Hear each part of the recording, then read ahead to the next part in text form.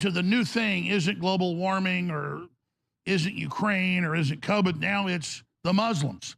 And I don't like a lot of the stuff Israel's doing. I think they stood down. I think it was a false flag.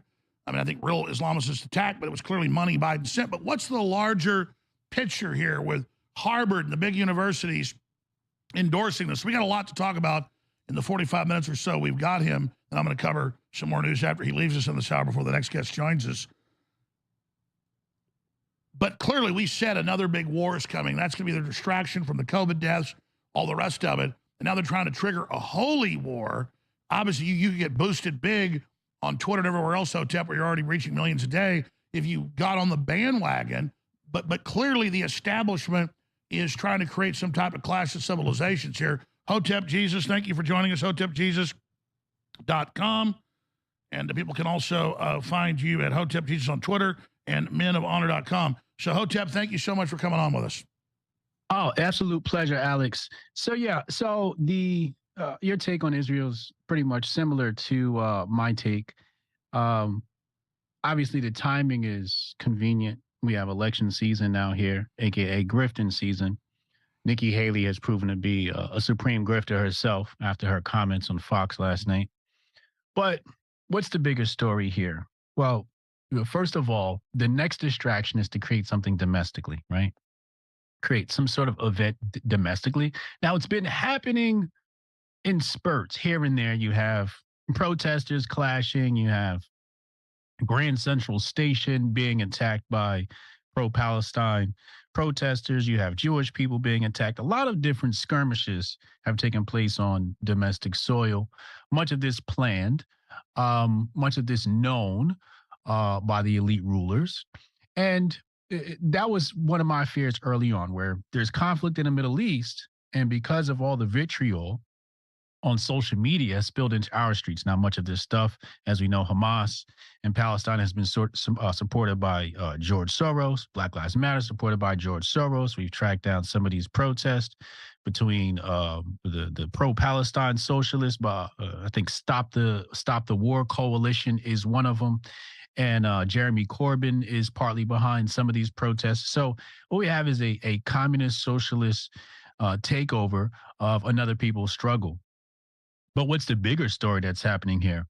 Well, while everybody's distracted by the Middle East, what we are experiencing is a complete and total financial transformation where money is going to change how it operates, both at a wholesale level and a retail level. Right now, the House Financial Services Committee is discussing Basel III Endgame. And basically what they're talking about now is, what are the capital requirements for a banking institution?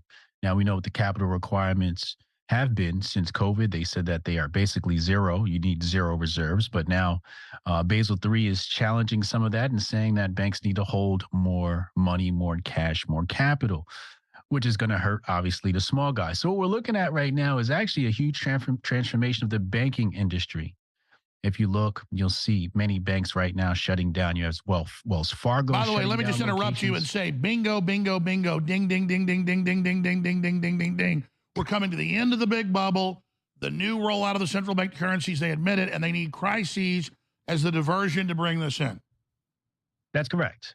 And not only so the crises is going to be the diversion so they don't see all the laws being passed. But then later on, the crisis is going to be the reason why we need the new banking transformation, right?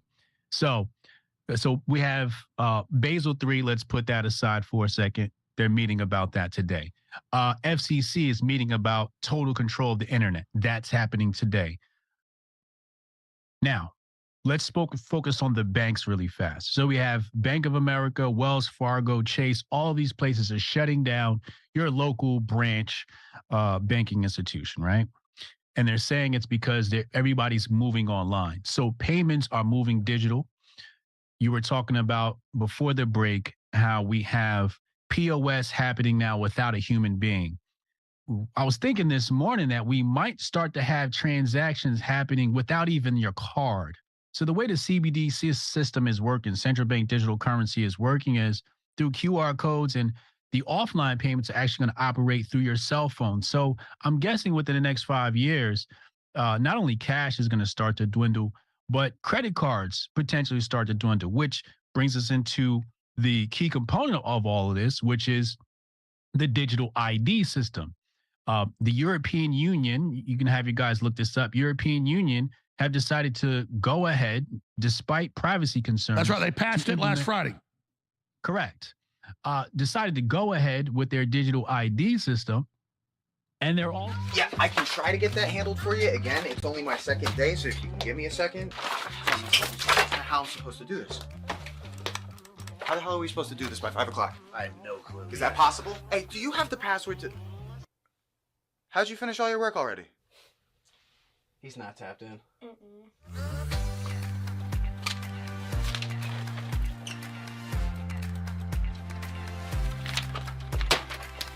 How'd you get that done so quick?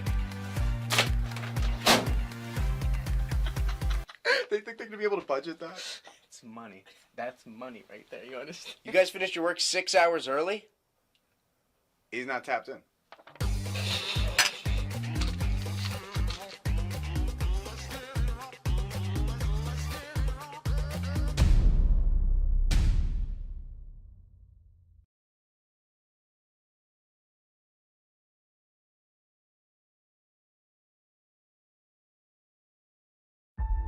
The views expressed by guests are their own, and their appearance on the program does not imply an endorsement of them or any entity they represent. Views and opinions expressed by Hotep Jesus are those of Hotep Jesus's and do not necessarily reflect the views of the Hotep Nation or any of its officials. If you have any questions about this disclaimer, please contact our Office of General Counsel via the sheet of the pound. And Hotep and them. It's launch day over at menofwater.com, and we got a lot in the bag, so let's get right to it. The Grift Report starts right now. 2, 1, boom. Hotep Jesus. Of all the Jesuses I know, he's the Hotepiest. Social scientist and YouTube host, Hotep Jesus. How the fuck do you get a name like Hotep Jesus? The one and only Hotep Jesus. Ryan Sharp, better known to the world as Hotep Jesus. Hotep Jesus. Hotep Jesus. Hotep Jesus. Hotep, you're a genius. HotepJesus.com. Somebody said, what do you think you are, some kind of Hotep Jesus? Ooh, and that's I was good. Just like, ooh, that's sexy. Yes, I do think I'm Hotep Jesus. Greetings, Hoteps. Welcome to the Grift Report, live Monday through Friday, 2 p.m. Eastern Time. I'm your host, the Grift God. Hotep Jesus. Hotep Jesus. Hotep Jesus. Hotep, you're a genius. HotepJesus.com. Oh, this a real Hotep brother. Hotep to the chat. Hotep to the Hotepistanis. Hotep. Shout out to Nas. Nas said he got a new job, so he won't be able to chat as much, but he's watching and listening. Shout out to you. Congratulations. I didn't know niggas could still get jobs these days with this economy, so congratulations that you got yourself a gig. That's what's up. Staff Colonel J. Pylon, I see y'all. Yeah. Apex is officially available. Apex is dropped. Pure testosterone support. And I want to talk about this really fast before we move forward. There's a lot of supplements in the market, but none of them are quite created as equal to those developed by menofwater.com. Shout out to Tenai Ricks, our chief science officer, making sure everything is copacetic as far as the ingredients are concerned. So, unlike other people's claims, our product is actually safe and effective. The issue with some of these hormone drugs, I know some people have tried TRT and all this other stuff, and I don't recommend taking that stuff. But, for example, what is it called? Melatonin. For example, when people take melatonin supplements, and this is directly from organic chemist Dr. Tenai Ricks, PhD, professor, university professor. Basically how he taught to me was, he said, when you take these melatonin supplements, your body becomes dependent on them because your body goes, okay, here's melatonin coming in. Therefore, we don't need to create any. So you get like this artificial ingredient here introduced into your body that creates a dependency. And then when you get off of it, you become dependent because you're like, now I can't go to sleep. I took these to go to sleep and now I can't go to sleep because my body is saying, wait, you were giving us melatonin. We stopped producing it. And the same thing can happen when you deal with different hormones like testosterone. Your body will seek outside measures as opposed to producing it itself. So we take a different approach at menofwater.com. What we do is we supply your body with very specific and exotic herbs that basically help your body produce testosterone naturally. So there may be things blocking, there may be some inflammatory areas in your body that these herbs will go and attack and alleviate blockages so that your body can continue to produce testosterone naturally so that you don't become dependent on the product. And also it's going to be great help as a supplement to help you build muscle. And I can't wait to start taking it myself and seeing the results because I'm in the gym heavy now. And Apex and Flow are going to be the products that I consistently use. With that being said, let me take my Flow now.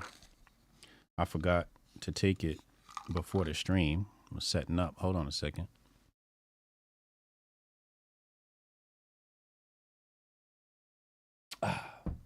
Perfect. So yeah, so Flow has been rebranded, or Master Focus has been rebranded as Flow, as you see on the screen here. Apex is 50% off for the rest of the week, which is not much time left.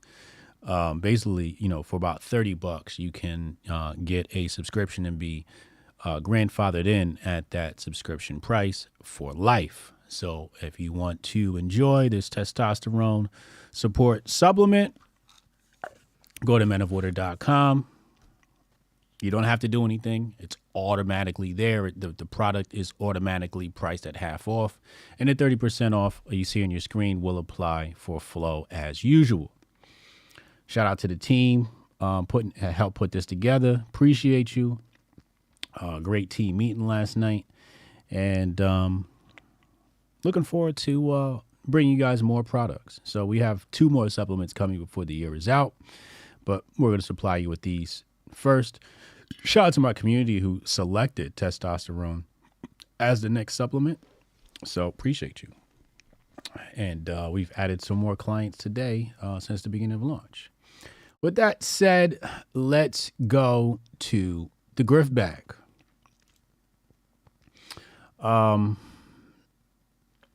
There's a couple of things I want to take a look at here. Like the Grift bag today it's a variety. It's a nice little variety. I want to take a look at this. I'm going to start here. And then what is this? Oh, we got to look at this. This is hilarious. There's just a lot of videos that have appeared on the timeline. We just got to go down the line and just listen to. I got some big brain stuff so I'm going to try and run through some of this stuff as fast as possible, as fast as humanly possible. And then we'll get to the Vivek and the big brain and the VP and all of that stuff. So without further ado, let's hop right into the first video right here. Uncle Hotep has claimed, he says, I blame Hotep Jesus for the black conservative wave. So he blames me for it. Now, ladies and gentlemen, you all know this is a black history fact that Uncle Hotep is, in fact, the first black man ever in the galaxy to wear a MAGA hat. This is known, this is stamped in the history books, and we'll be celebrating that for Black History Month. Now let's go to the tape. I'm a black conservative. Of course I have a lifted truck. I'm a black conservative. Of course I know who my dad is. I'm a black conservative, and I live on the water because of course I don't mind swimming. Of course I've never been denied a job interview. Of course I don't own a pit bull. Of course I wear a belt so my pants don't sag. I'm a black conservative. Of course I've never fit the description. I'm a black conservative. Of course I've been called every single other black conservative that looks relatively similar or anything like me. Of course I don't play basketball. Black conservative. Of course my manager's white. And I'm never uncomfortable around white people. Just first of all, that's Cap because he runs his own business. I met him. This is I think Joel Patrick, I think his name is. And we were at the Black Conservative Summit, TPUSA, et cetera, et cetera. Where's Lauren? I meant to get Lauren on the phone and to tell the TPUSA story. We got to get her to tell the TPUSA story like ASAP. Is she there? Lauren, are you there? I'll call you. You can call in right now if you're there. Anyway. Yeah, he runs his own business. It's like some kind of lumber business or something like that. But this is the type of content. I think this video is old too, but this is the type of content that was coming out of Black conservatives at a time when they were supposed to be trying to get a black vote. And Matt, you ain't shit. Matt called him Zuby. Y'all are crazy. Oh, so yeah, this is the type of content they was making. Let's go. So remember, Uncle Hotep is guilty. He's the one that got me into all of this mess. Let's be clear. It's about to get messier. Damn, this is a 10-minute clip? Jesus Christmas. Anomaly? I'm going to play some of this. I'm not going to play all of it. Let's dive into it. It's taking an attack at Tim Pool. I haven't had a chance to listen to it. Let's take a look. Shouldn't be doing this. And now years later, I'm just like, dude, it's 4 years later. Okay, I get it. Yeah. We should never forget how bad those things were. But it's weird to me that we look at these blue state governors who literally murdered people in New York, and it's like, but Donald Trump, it funded scientific research. Can I just say something too? Can I just say He's probably talking about me when he's talking about centrist journalists who won't let Trump go with that. But in general, two things I want to say. First of all, he's like, oh, well, the research, and I mean, who cares? It's like, dude, what Luke said about EcoHealth and Peter Daszak is way more intelligent than you just being like, oh, who cares about it? I don't know, me, a lot of people, because it tanked Trump's fourth quarter and probably helped him lose the election with all of the stuff, including the ballots. But in general, he's like, well, why should we talk about that when the Democrat governors suck? And this is why the elites win, because they move the Overton window, right? And the Republicans get wickeder and worse and crazier and more communist, and the Democrats get even more communist. So then it's like, who cares that he printed $18 billion and printed trillions of dollars and did all this stuff and said Sweden should have locked down, because the Democrat governors were worse.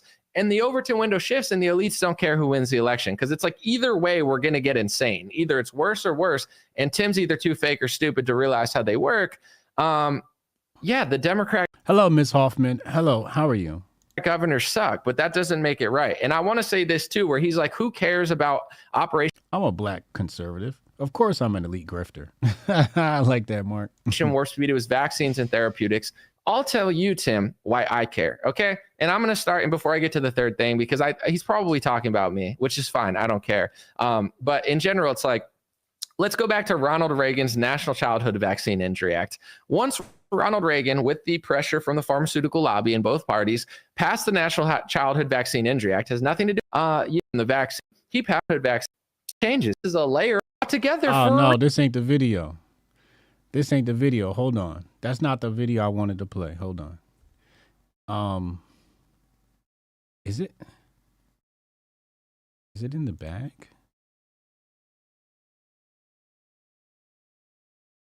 No, because I was about to say, I know. Governors. No, it's not this one. This isn't the one. Whoops.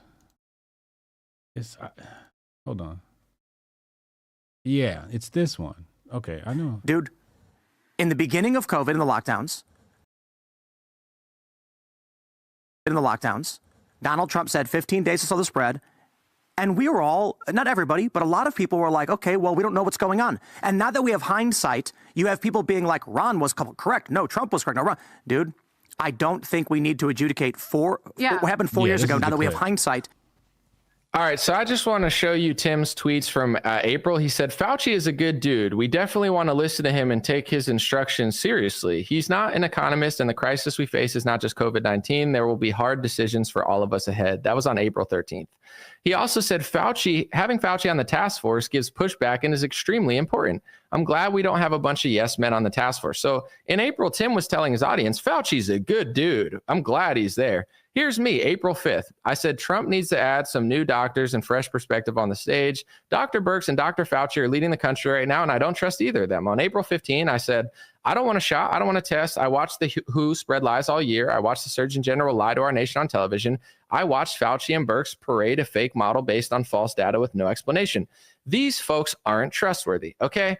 And I'm showing you this because this is chess and checkers. I play chess. Tim plays dumb boy checkers, right? He just watches TV and just says generic babble and gets angry at smarter people like me. I'm 20 times as smart as Tim. He's like, Fauci's a good dude. He said, I'm 20 times smarter than Tim. Damn.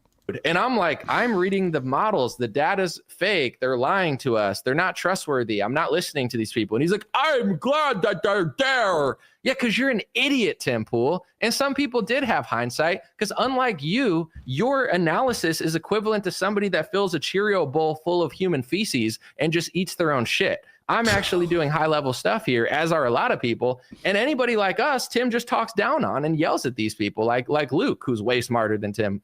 I don't know how long Luke's going to last there because he's like way more smart and honest than Tim. So look how Tim treats Luke for being better than him. But Trump did get boosted. Right? I just want to see more personal.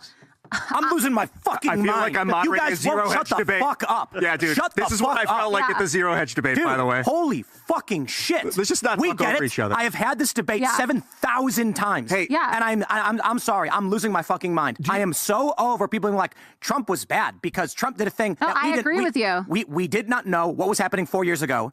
And now we are 4 years on with mass illegal immigration, 10,000 people per day, and you're talking about a vaccine program for 4 years ago. And here we go again. The comments were made a couple of weeks ago by Donald Trump about this. Donald Trump came out and said it should be your choice. Yes, that's my point. We're done. He said you should get. Do you guys think that the reason why we talk about all right, let's solve this. Today, damn, he said we're done. Hey, with Julius, my buddy Julius said on Twitter, it was an interesting point. He goes, with Tim's logic of like, oh, it was years ago, let's not talk about it. Then nothing Tim Pool ever talks about makes any sense at all. Like, has he never looked at something that has happened, like not this second, and not complained about it? His entire show is him like analyzing politicians over the last 20 years and all the missteps and Obama. But no, only with Trump, it doesn't matter if it happened before.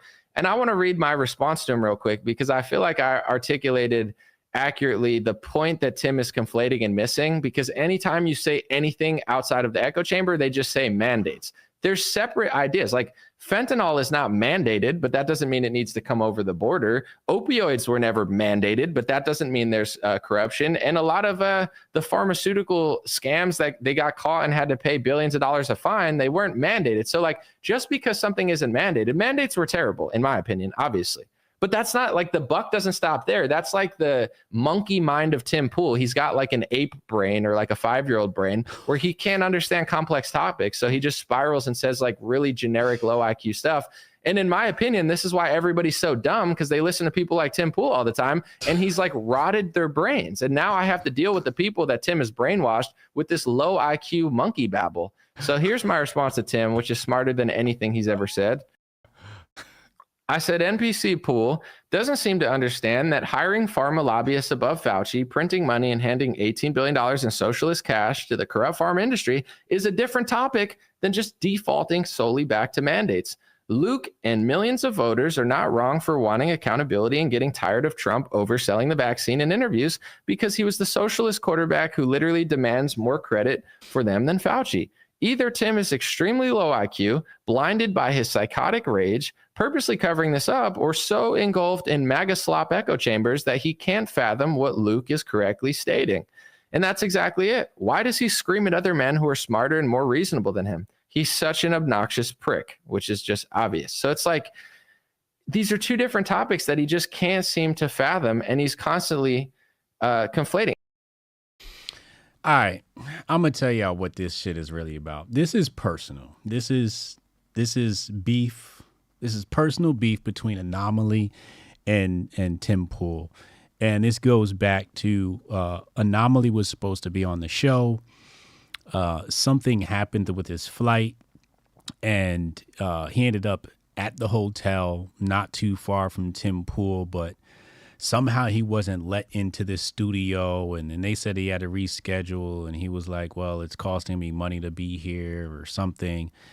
Make a long story short, Anomaly was supposed to be on the show, but it fell through and he's mad. Okay. So that's that. So he's got personal beef with Tim Pool. Now, the arguments, right? The funny thing about the arguments is they're two different arguments. And both of them are right. Tim Pool's right and Anomaly's right. And in my debate against Anomaly, I took the same take Tim Pool had. I said, Trump never mandated the vaccines, and that's quite a different thing than what the left was pushing, where they wanted to find all different types of way to mandate masks and mandate. And Trump was like, here's hydroxychloroquine. Trump talked about alternative medicine. So it wasn't like Trump just said the vaccine is the only way. I remember the media slandered him saying, it was horse hormones or something like that, some kind of horse medicine, and they made fun of him. Meanwhile, this is like an over-counter drug in Africa and other countries. So yeah, and then Anomaly's right. There was massive printing. And the only reason why I give Trump bail on the vaccine is because, number one, he's old as shit. And anybody who's old as shit thinks vaccines are safe and effective. Number two, I had been yelling from the top of my lungs about vaccines before there was a pandemic, and everybody on the right pushed back against me. I'm going to say everybody, but it was very unpopular to say vaccines are dangerous, right? And this was some of the stuff I was saying before the pandemic, before there was anybody heard about a COVID-19. I was talking about vaccines, and I've showed you guys those screenshots before. You just type in vaccine and Hotep Jesus, and you'll see all the tweets from me, right? So everybody believed in it. Nobody really said anything until after the fact, right? After the fact, when you had the died suddenly situation and, all of this stuff, when the left got more totalitarian and wanted their mandates, that's when it really became a discussion amongst the right. But before that, everybody was still injecting their kids with, your child was born, you gave them a vaccine, you took them back to school, they got their shots. Everybody was still operating as business as usual. So to expect Donald Trump to do something different than the majority of United States citizens, I got to give him bail because all you motherfuckers, horse dewormer. Yeah, that's what it was. I got to give him bail because everybody was on board with the vaccines, including the right. Because I used to argue with people, conservatives, like, yo, are you serious? Y'all actually support this shit? It was kind of weird to me. Anyway, let's go to the next clip. Charlie Kirk. Charlie Kirk's been in the news a lot recently. Let's go to this clip about the Jews. As a meritocracy, but ADL and their donors and their staff and Jonathan Greenblatt, they want Jews to get special treatment the way blacks currently get special treatment in America. As a meritocracy. Now, I got to tell you, if I'd have said that when I was with TPUSA, I'd have got banned for that. But again, this comes back to, hold on, Taylor's texting me. Okay, cool.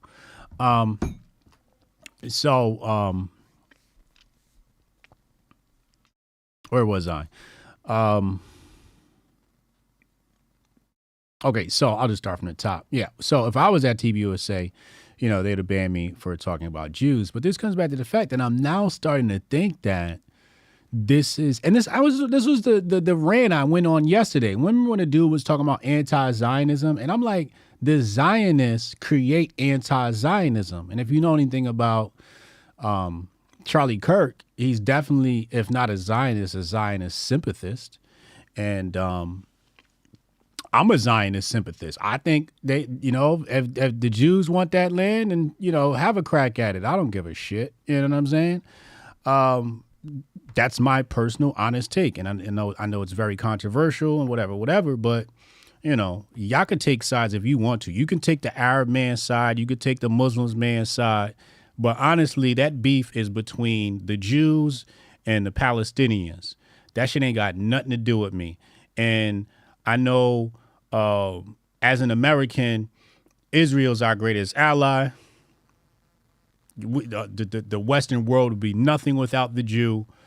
And I know that the first conquerors of African people was the Muslim Caliphate, the Arab world. So they are almost like our first sworn enemy until it got swapped out with the white man by the powers that be. Okay?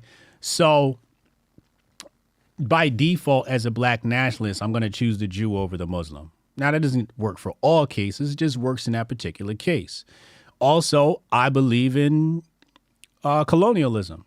You know, I think that's just a thing that human nature has done. People come and they conquer. And if the Jews came, they kicked your ass, and the British Empire tricked you out your land, you know, all's fair in love and war, as they say, right? So you lost that land. Jews got the land. They took it from your ass, and now you're crying. So it is what it is, right? But it just comes back to the fact that, you know, Charlie Kirk, you know, he might be playing into this whole, you know, I'm going to say something anti-Zionist as a Zionist to increase anti-Semitism. I don't know. It's kind of weird. But to hear him say that, because, yeah, it's just very, very weird. Jabari said our money funds both sides of the conflict. Yeah, also true. Also true. We fucking created Hamas. Between Israel and the United States, we helped create Hamas. Anyway, just like we helped create Al-Qaeda, as per the words from Hillary Clinton, as you guys all know. I've played that clip a million times. So it's just weird hearing Charlie Kirk. So maybe he's an agent of Zionism to create anti-Zionism so Zionism can get more power, as I explained yesterday, just like race grifters create racism to increase racism. That's kind of wild. Anyway, let's go to the next clip. Like I said, I got a lot to go through here, and I want to talk about the VP, and I got some big brain shit for you today. Shout out to Mukhtar. How do you see the U.S. economy playing itself out over the next 12 months? This is an election year. We've been talking a lot about what just took place in Iowa, and trying to understand how the American public is going to feel about the economy may ultimately dictate how the president is decided. Yes, I agree with that. I think it's a mistake to assume that everything's hunky-dory. And, you know, and when stock markets are up, it's kind of like this little drug we all feel. Like, it's just great, you know. But remember, we've had so much fiscal and monetary stimulation. So I'm a little more on the cautious side, that we are facing a lot of things in 24 or 25. And we mentioned Ukraine, the terrorist activity in Israel, the Red Sea, quantitative tightening, which I still question if we understand exactly how that works. I don't think we do. How QE actually worked, what the effect of negative, zero rates was for all this time. And obviously the politics, and and then the Ukrainian war is affecting oil, gas, food, migration. So you have all these very powerful forces that are going to be affecting us in 24 and 25. So if I was the government, I would be preparing for what I'm going to do about that, assuming things aren't good. And I just also want to point out, I wish the Democrats would think a little more carefully when they talk about MAGA, and if you travel this country. And the country's unbelievable. We took our bus trip this year, and Leslie Picker was on Spokane and Boise and Bozeman.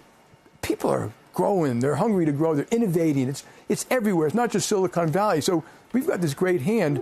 But when people say MAGA, they're actually looking at people voting for Trump, and they think they're voting, and they're basically scapegoating them, that you are like him. But I don't think they're voting for Trump because of his family values. Now, if you look, just take a step back, be honest. He was kind of right about NATO. Kind of right about immigration. Mm-hmm. He grew the economy quite well. China virus. Tax reform worked. Mm-hmm. He was right about some of China. I don't like what he did. No, I said China virus. Yeah, I understand. He may have been right. And I don't like how he said things about Mexico. I don't like, but he wasn't wrong about some of these. What's funny is these people. They got these people scared. Look at the guy all the way on the left. And his body language with his hand when they start talking about Trump, he's very nervous to say something positive about Trump. With China, I don't like what he did. I said China virus. Yeah, I understand. He may have been right. And I don't like how he said things about Mexico. I don't like, but he wasn't wrong about some of these critical issues, and that's why they're voting for him. And I think people should be a little more respectful of our fellow citizens. And when you guys have people up here, you should always ask the why. not like it's a binary thing. You're supporting Trump, you're not supporting Trump. Why are you supporting It's hard to hate Trump? 75 million of your fellow Americans. And I agree. It's done crazy. And, you know, the Democrats have done a pretty good job with the deplorables, hugging onto their Bibles and their beer and their guns. I mean, really, like, can we just stop that stuff and actually grow up and treat other people with respect and listen to them a little bit? And I do think. So just more evidence of this swing to the right. It's definitely looking like a Trump's America for the next 4 years. If the true leader of our country, Jamin Diamond, as you see on our screen here, he's the true leader of our country. If you've read my book, The Patriot Report, Unmasking the Conspiracy of Money and War, you would know the power behind J.P. Morgan and our financial system. And yeah, so if he's saying it, then we're definitely getting a Trump America. And he's basically saying it's safe to say these things too. So moving right along, we're going to come back to the VP conversation.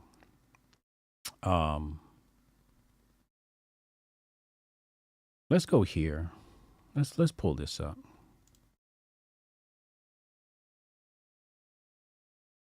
But it's the hypocrisy of the U.S., where they call homosexuality a human rights issue in Africa, but yet they are doing business with countries where homosexuality is frowned upon. Over $1 billion of military hardware is sold to Qatar almost on a yearly basis.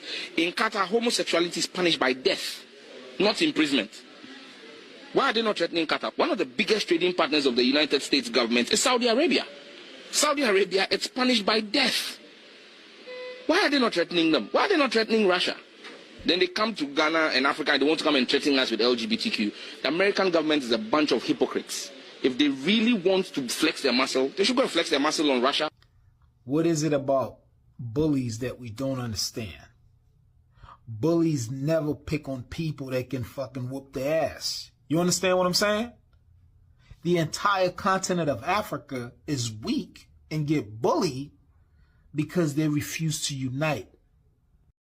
I don't even got to play no more of that. That's a great explanation of it all. And that's the truth. You know, the United States will bully other foreign nations to capitulate to the LGBTQ agenda, but they will not hold that same energy for Qatar, Saudi Arabia, and others. This is just a fact. And speaking of gay, let's go to D. Wade. How do you... This platform is so trash sometimes. D. Wade. This is like seeing Jordan. It's like seeing Jordan in lingerie. It's just crushing. So basically, talking about D. Wade, you know, he just got his flowers down in the Miami Heat, and he showed up with his nails painted. So this is what Cameron and Mace are talking about here on their show. This It Is What It Is. That's when I exit the show. What?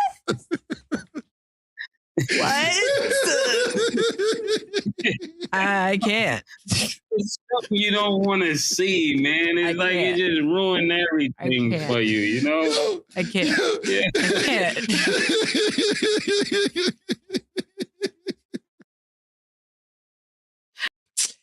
Everybody's been doing it, so it's just like, that's what I've been seeing. Like, I don't know. You want to paint your nails? Go ahead and paint your nails. Like, if that's what you really want to do. This is what I would say to D. Wade. If you're going to do your nails, you're going to do your hair, do your lashes. Just go crazy. I would respect that more than just tiptoeing out. Just go crazy. Well. Oh, Lord. See, this is why hip hop's important. This is why, because in the hip hop world, you get to keep it real. You get to keep it real. And you know, your usual bougie blacks, your boule blacks, they won't call D. Wade out for having his nails painted. They're too concerned about losing sponsors and homophobia and being canceled. Where Cam and Mace are like, we're stained in the culture. You can't get rid of us. You can't make me go broke. I own 35 Dunkin' Donuts or whatever, however many D&D's Cam owns. And these guys are businessmen.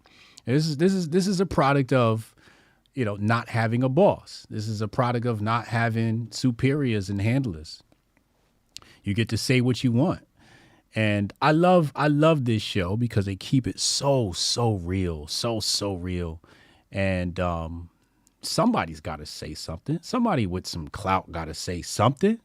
So I appreciate these guys. Shout out to Cam and Mace. This is one of the best podcasts to ever come out of Black culture. We got a rumble rant from Natty Boy B. He says, Jews are not our greatest ally and never have been. Fuck you get that shit from. You must be an agent of the Zionists. Mark ass shit. Oh, okay. He sounds angry. So, all we got to do is remember, we got a call-in portion of the show. Dial 202-596-5631. Text Hotep in your name to 202-596-5631. And call in. Let's talk. See if you can handle the debate with the God. Hotep, you're a genius. HotepJesus.com. I love the anti-Zionists. I love them. Mostly because they're they're the least educated about the topic. So I love picking on them. They get so agitated by the Jews. The Jews. It's just like, okay. The funny thing about the whole Jewish power thing is they couldn't do it alone. They needed collaboration with white folks. It's kind of like, black groups, right? Or black, gangs, right? At one point they were good, then they turned bad. Or, let's just go to the Black Panther Party. FBI infiltrated. It took another Negro to sell out other Negroes. So if you think the Jews are bad, then which one of the white people of the power structure gave them that power? Colluded with them. Somebody had to help. Anyway, let's go to the next topic here. I think I'm done with all the fun stuff. Let's reach down deep in the bag. Pause. Let's see.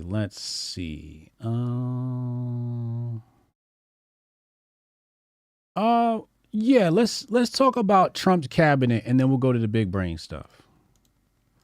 Let's go to Trump's cabinet and then we'll talk about the big brain stuff. I got another funny one here for you. This is hilarious. Let's bump this up. Did I have that open? Oh yeah, the Meek Mill tweet. We have to play this. We have to play this and then we'll play this. So, last of the funnies. Babylon B, they've been on a tear this week. We talked about her hair yesterday, and they said Joanne Reed announces she has scalped a Karen and stolen her hair. Oh my Lord. Oh my Lord. Chat was going crazy on this wig yesterday. Super hilarious. Let's go to the tape. No, not that. So Babylon B posted this. It says Trump promises Vivek an administration position running the White House 7-Eleven. And they faced minimal backlash. Some people, called this racist and stereotypical. And when I first saw it, I had to double check. I said, is that the Babylon Bee? Did they really publish this? They actually published this. Wow, this is brave. I thought it was, I'll be honest with you, I thought it was funny but racist. And sometimes funny includes racism. Like sometimes comedy, you're going to say some shit about another group of people. It's like a Dave Chappelle joke. Comedy, so one secret, oh man, who's that Jewish comic, that hangs out with Joe Rogan? Why am I drawing a blank on his name?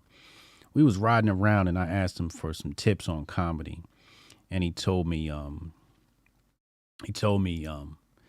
if you're not supposed to say it, then it's probably funny. He's like, you kind of gotta break rules on like political correctness to make really good comedy. You know, that's part of it. No, not him. Somebody in the channel get it. Tall dude. He's really, really funny. We hung out, had a good time. No, not Ari. Not Ari. No, not him. The other cat, man. I feel like his last name starts with an S. No, not Ari. But yeah, I thought it was racist. I was like, man, this shit racist. But I laughed. I thought it was funny. It's very stereotypical. I don't, but I wouldn't be mad at it either because it's the Babylon Bee. You know what I mean? Anyway, no, not Shane Gillis. No. He's got the Netflix special.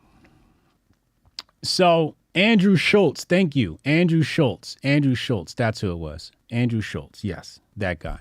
He's the one that told me that. And he gave me some other comedy tips too. Real funny guy. Let's go to the tape. Let's go to the tape before we look at some of this other stuff. So Meek Mill responds to this video here we're about to play. He says, wait till y'all see who the black people in poverty are voting for. We believe those ideals still exist. This man is going to be your next president to revive them. E pluribus unum.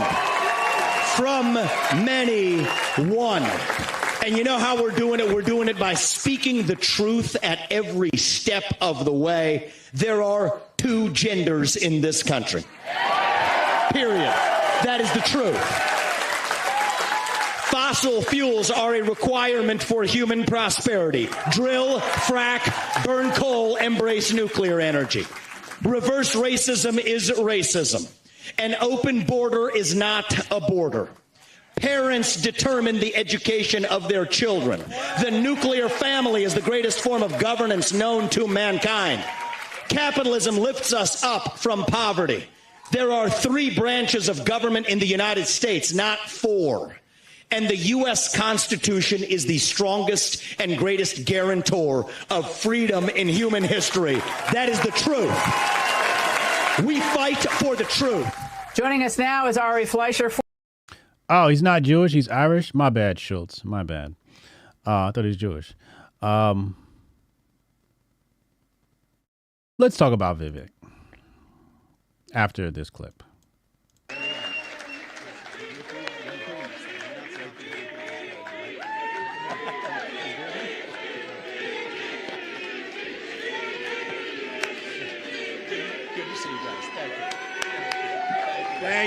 Thank you. Wow, how was that? Pretty good, right? Did y'all hear that? They were chanting VP, VP, VP, which brings me to my tweet. And here's my dream cabinet so far. I like what Goldstein added. He said Ron DeSantis could come in as Secretary of Defense, Secretary of State. I thought that was I think that's a fair pick. So obviously we got Trump at president. I got Vivek VP.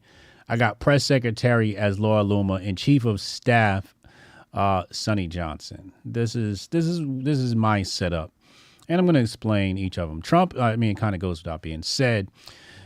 Vivek, the issue with Vivek is he's a wild card, okay, and he's either going to help Trump win or help Trump lose because he talks too much. He doesn't know what not to say. He knows exactly what to say to the base, but strategically to speak to all Americans as a VP should, like the gender thing, I would have left that out. The race thing, I would have left that out. Now, you know how I feel about the gay shit and the gender and all of that. I just feel like, why give the opposition ammo when we could stick to big brain topics like nuclear energy, like the fiscal responsibilities of the United States Treasury and economics. Let's stick to those topics, those big brain topics, and stop trying to placate to the small brains. So if he you know, he's like, he could step on a landmine, especially with the race conversation. He could step on a landmine. The Trump, you saw the Meek Mill tweet. Trump got the black vote in the bag. And the only thing that worries me about Vivek is he going to talk them white identitarian talking points that Donald Trump does not use. Be clear, Donald Trump does not talk about race. It's not on his platform. It's not something he just comes out and talks about. You can ask him about it and he'll talk about it. But unless it's the topic of conversation, he tends to leave that alone and stick to trade with China, trade with foreign countries. You know, he's talking about money. He's reviving the economy, oil prices. That's the stuff I care about. It's stuff we should all care about. The race conversation is something we, the people, have to solve. The gender conversation is something we, the people, have to solve. There's nothing that the United States government can do to solve racism. There's nothing that they can do to solve the gender issue. That is something we, the people, have to solve. But as far as monetary policy is concerned, that is definitely within the hands of government, Federal Reserve, United States Treasury. You know, how we, you know, it's not up to the people to determine, you know, power plants and all of that stuff. How we get our energy, that's not on us. That's definitely a government policy. And Vivek carrying these conversations just to be an internet troll, to me, is what worries me about him. But I'm willing to play the wild card. I'm willing to play the wild card and put his split tongue ass in the VP position, mostly because, well, I got two reasons. The first one is I think he could flip New Jersey. If anybody knows anything about New Jersey, you know New Jersey has a very high Indian population. And if we can get him to get the Indian vote, because remember, Asians don't vote at a high rate. If we can get him to flip the Indian vote or get the Indian vote, maybe New Jersey flips when you consider the black vote plus the Indian vote and some of the moderates and whites. Also, he's our DEI guy, right? Vivek would be our DEI guy. We can act like we hate diversity, equity, inclusion, but we love it when it works to our benefit. So he's my DEI pick. We got a brown guy. Also, he's young and he's got a slick tongue. So, pause. You know, if Trump's over here, Vivek can be over here causing hell and havoc. One of my main reasons is securing the elections for 2028. I don't think anybody other than Vivek has a chance to beat a Democrat in 2028. Nobody is as sharp as Vivek. And the left doesn't even have anybody. So the fact that we have someone on the right, if Vivek is going to win the presidential position next year, next election, he's got to get the VP spot. Some people have mentioned other names, but I would say safe bet, who's going to go into a debate against a Democrat and just thrash them on stage? Because that's what's going to happen, right? Like there's going to be a national debate between the left and the right, Democrats and Republicans, DNC, GOP. And I can't see Ron DeSantis walking into a debate with the left and walking away with a landslide victory, nor Nemarata or anybody else on the right, for that matter, outside of Trump. And even Trump, I thought, did fairly poor in his debate against Joe Biden, considering the fact that Joe Biden was hocked up on meds and could barely move. I thought Trump should allow Biden to fall on his face and not be so aggressive in that debate. And I thought his being aggressive took away from the debate. And I think Vivek is a little bit sharper and smarter, knows when to ease up and when to go full steam. At least, you know, that's my assumption. So going into the next election, I think Vivek is the best thing coming out of the GOP outside of Trump. He said he don't want it. I mean, he's a liar. Like, he also said he expected to win Iowa, and he knew he wasn't going to win Iowa. So, and he's supposed to say modest things like, I don't want the position, right? Now, I don't know, maybe he is VP, maybe Trump picked somebody else, but what I saw that I liked was this. It says, from the Calvin Coolidge Project, it says Donald Trump said North Dakota Governor Doug Burgum will be an important part of his next administration in some form of capacity. Now, if anybody knows, this was my pick. Out of Vivek, Christie, and and then Maratha and DeSantis, I was like, yo, Doug sound like the smartest dude on this stage to me. He a little soft. He's a little soft, but at least he has substance. Like, a lot of these people talk, but when Doug spoke on that stage, he said something. He's very much like me, where we say something and then we provide evidence. Whereas most people, they get on stage and they just talk and they just say stuff, and people are supposed to take it at face value. Now, I saw some pushback to this where people said, well, you know, he voted against, you know, banning gender care and all this other stuff. And I looked at the 4 things that person put out, and I'm like, well, it sounds to me like he's very libertarian, where he's saying that this ain't got nothing to do with the government and the courts. It's up to you, the people. Like, I think one of the things was, should the government step in and ban men from competing in women's sports? And in many ways, I agree that that's not a government issue. There are private entities, bodies of athletic sports that make these decisions. And why does the state have a say-so in what? And that's the slippery slope where you'll go, no, we want them to ban this gender care thing. This males competing in female sports.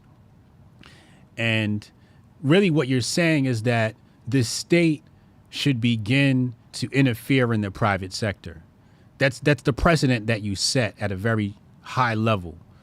And people don't look at it like that. They look at it on the ground level, like, no, this is about men competing in women's sports. And I'm looking at it from a high level, like, well, basically what you're saying is, like I said, the state interfering in the private sector. It's a very dangerous precedent to set. So if he's against that and his reasonings are what I say, I gotta go with him. I think there's something that we, the people, have to do with the governing sports bodies that our children participate in. I don't know if it's a boycott or, some other means of revolution, to let them know that that shit's not fucking cool, right? I think what'll happen is, naturally, is you're going to have a governing body of sports. And that governing body of sports is going to say men are allowed in female sports. And what people are going to say is, you know what? We are no longer going to compete under this federation. We're going to compete under our own alternative federation where women compete against women. And that could or at least create competition for the mainstream federations that govern sports, et cetera, et cetera. Tony the Gunslinger says, keep your friends close, but your enemies closer. Not sure who Vivek really is. I think even Trump is skeptical about him. I think Trump is skeptical about him, too. You can tell when he was talking, Trump was kind of looking like, please don't say something stupid. And I think that's why Trump might not pick him for VP, because he's like, this guy's too much of a wild card. But if I was Trump's advisor, I would say, take the chance. What do you have to lose? It's not like the left has anything. And just tell Vivek, shut the fuck up on race. Shut the fuck up on gender. Let's focus on money. Let's focus on the economy. Let's focus on energy and trade, and shut the fuck up with this other shit, and let's go win this election. That's what needs to be said to Vivek. And if we can make that happen and get through to Vivek and turn him from an internet troll into a real politician, or a good politician, or a decent one, we can make inroads in the White House. What else did I have on this? Did I play this? Okay, I played this one. Or did I not?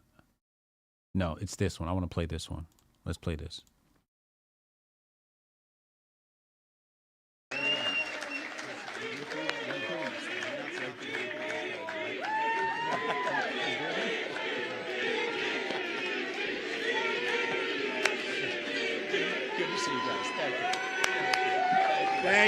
Thank you. Wow, how was that? Pretty good, right?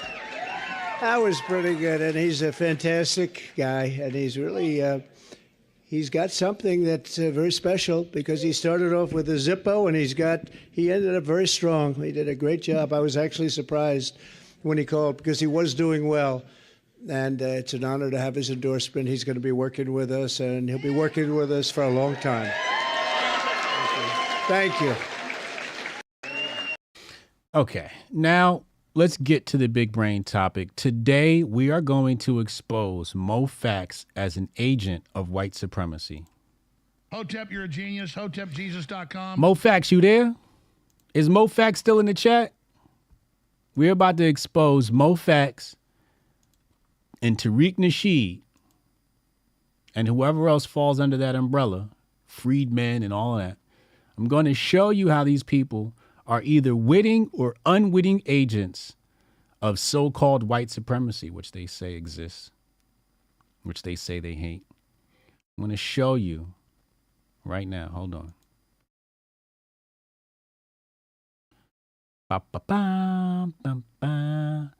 Oh, I hate the format that this comes in.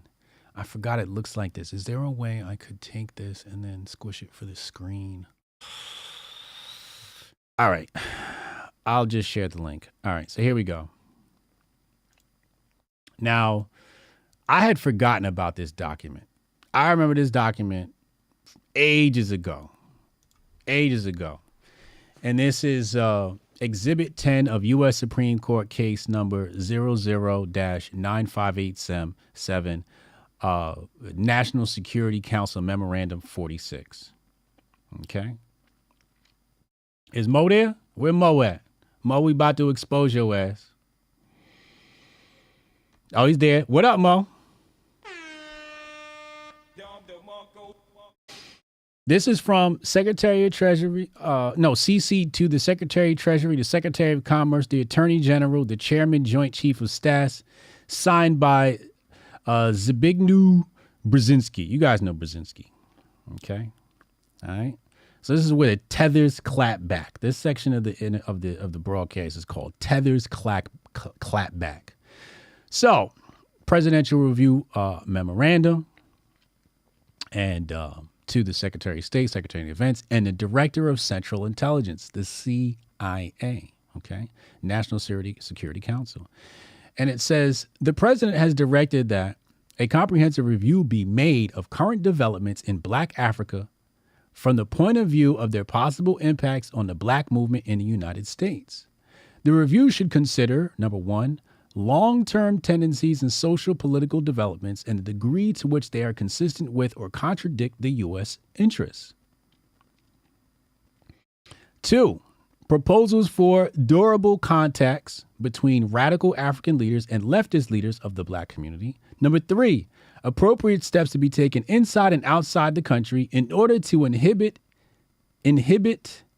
any pressure by radical African leaders and organizations of the U.S. Black community for the latter to exert influence on the policy of the administration toward Africa. Okay.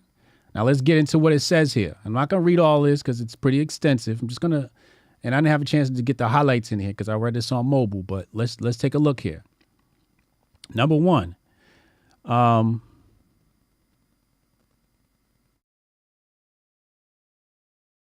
actually, let's go to 2A, U.S. interests in Black Africa. A multiplicity of interests influences the U.S. attitude toward Black Africa. The most important of these interests can be summarized as follows. And I'll just take a look at the first one here, and then I'll jump right down to the bottom of the document. It says, if Black African states assume attitudes hostile to the U.S. national interest, our policy toward the white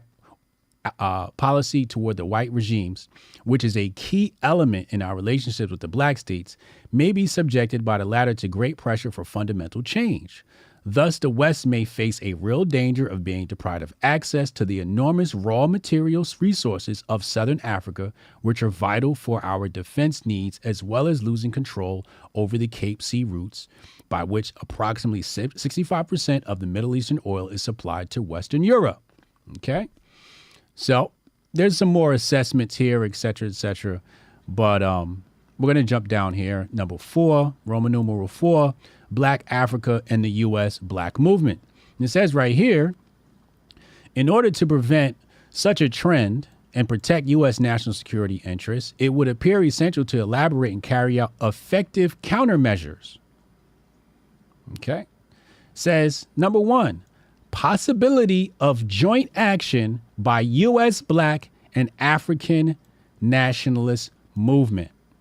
So they're concerned about U.S. Blacks and Africans uniting.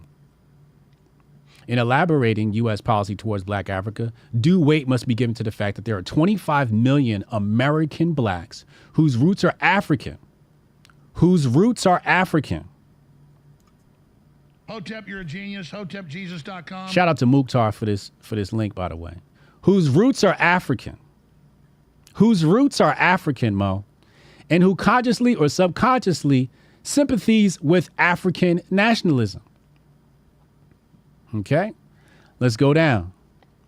Recommendations. So in this section right here, where it says recommendations, it says here, number 1, specific steps should be taken with the help of appropriate government agencies to inhibit coordinated activity of the Black movement in the United States. Special clandestine operations should be launched by the CIA to generate mistrust and hostility in American and world opinion against joint activity of the two forces, and to cause division among Black African radical national groups and their leaders. U.S. embassies to Black African countries specially interested in Southern Africa must be highly circumspect in view of the activity of certain political circles and influential individuals opposing the objectives and methods of the U.S. policy towards South Africa. It must be kept in mind that the failure of U.S. strategy in South Africa would adversely affect American standing throughout the world. And that comes back to the white identitarian, people caring about the white Southern farmers, and we telling you that these accounts and wokeness, all these people are possibly CIA agents, whether they know it or not.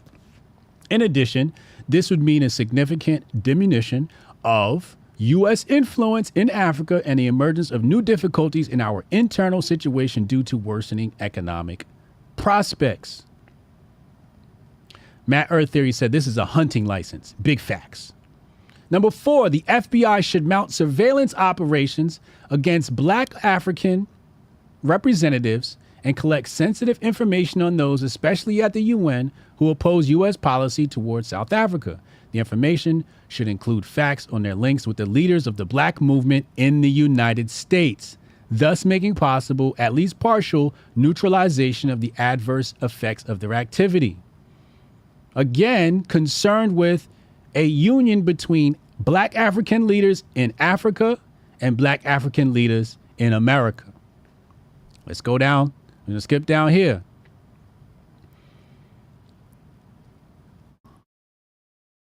The principle, actually, let me read this first. Since the mid-1960s, when the legislation on the human rights was passed and Martin Luther King murdered, federal and local measures to improve Black welfare have been taken, as a result of which the U.S. Black movement has undergone considerable changes. Now, this is a dig on the left. This is a dig on the left because the left wants all this government help, right? And I'm going to show you right here how the CIA was like, let me not spoil it. Let's go. The principal changes are as follows.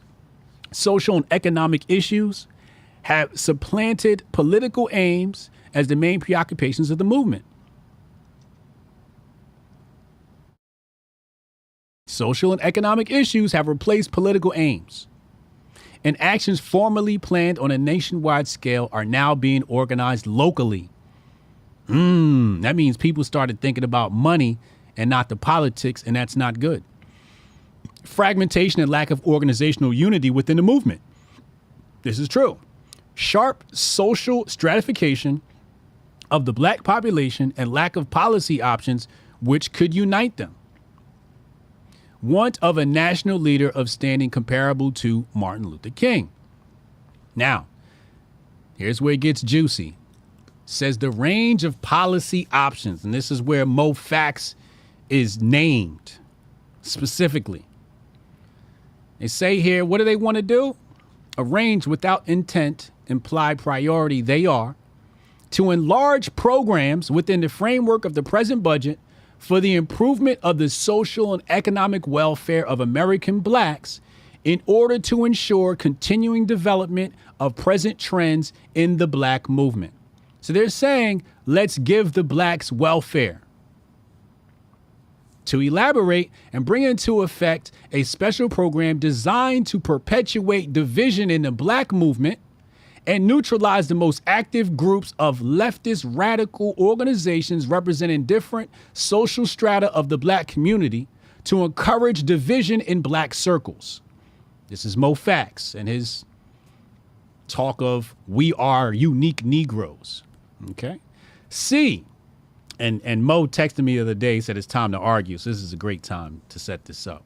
C, to preserve the present climate which inhibits the emergence from within the black leadership of a person capable of exerting nationwide appeals. This is the erasure of our leaders, and we've talked about that in the past. D, to work out and realize preventive operations in order to impede durable ties between U.S. black organizations and radical groups in the African states. I'm going to repeat that again because this is Mo Fax right here. Mo Fax must have came from the CIA offices. Mo Fax might be an insurgent, Goldstein. To work out and realize preventive measures in order to impede durable ties between U.S. black organizations and radical groups in African states. This is part of the CIA design. This is part of the National Security Council design. Give these niggas money so they can shut the fuck up and don't let them collude with Africa. E, to support actions designed to sharpen social stratification in the black community. Now, this is what happened when they came up with that term. Like I could kill somebody in a debate just with this document. Intersectionality. Intersectionality is another form of stratification in the black community. So you can't be pro-black unless you recognize intersectionality. Intersectionality is social stratification, which would lead to the widening and perpetuation of the gap between successful educated blacks and the poor, giving rise to growing antagonism between different black groups and weakening of the movement as a whole. So now what do you see online? You got your leftist blacks, you got your FBAs, you got your freedmen, you got all these different groups. All part of the design. When Hotep Jesus and others like me, like Strong Dad, what'd we say? No, we all African. We all black African. We are all one people. You carry on, Mo Fax, a CIA operative mission to separate us from Africa. Maybe that's why we never see your face.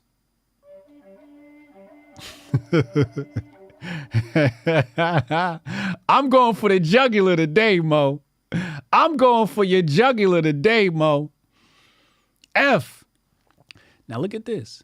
To facilitate the greatest possible expansion of black business by granting government contracts and loans with favorable terms to black businessmen. And people will go, well, why would they want to help blacks? Let's continue. G, to take every possible means through the AFL-CIO leaders to counteract the increasing influence of black labor organizations, which function in all major unions, and in particular the National Coalition of Black Trade Union and its leadership, including the creation of real preference for adverse and hostile reaction among white trade unionists to demands for improvement of social and economic welfare of blacks. So basically what it's saying is if we give them some money, we select a good few Negroes and give them some money, they'll think, oh, we can put down our revolutionary flags. We can put down our revolutionary flags. And that's what happened with Obama. They said the black people need a new leader, so we'll give them one. We'll give them an MLK. And Obama has been exalted to that level of an MLK in the black community. You can't talk bad about Obama to your grandma. She gonna cuss you out. So they got rid of our black leadership. We covered that in the past. We went down the line of all those great names. Ivan Van Sertima to Khalid Muhammad, and then they gave us Barack Obama. Then they gave us a bunch of loans. Okay. H, to support the nomination. Here it is right here. Here's Obama. Y'all ready?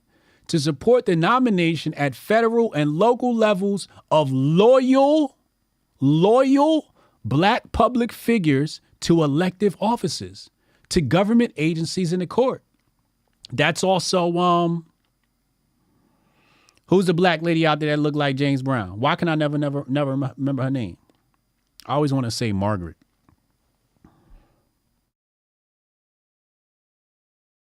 Y'all know who I'm talking about. This would promote the achievement of a twofold purpose. First, it would be easier to control the activity of loyal black representatives within existing institutions. Maxine Waters, thank you. Maxine Waters. This is Maxine Waters they talking about here. And the Congressional Black Caucus. Cory Booker, that's another one. Second, the idea of an independent black political party now under discussion within black leadership circles would soon lose all support. The idea of an independent black political party now under discussion within the black leadership circles would soon lose all support. Sheila Jackson, she's another one.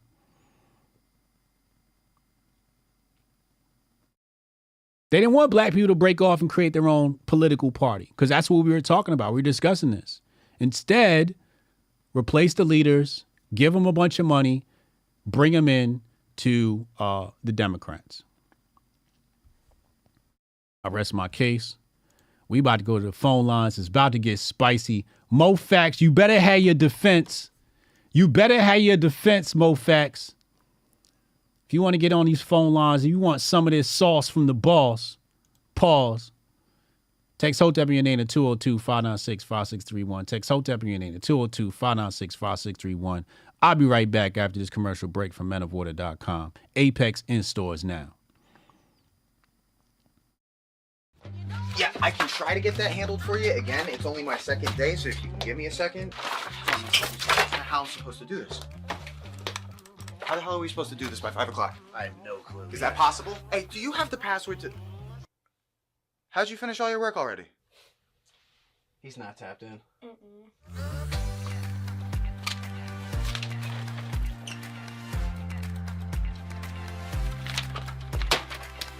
How'd you get that done so quick?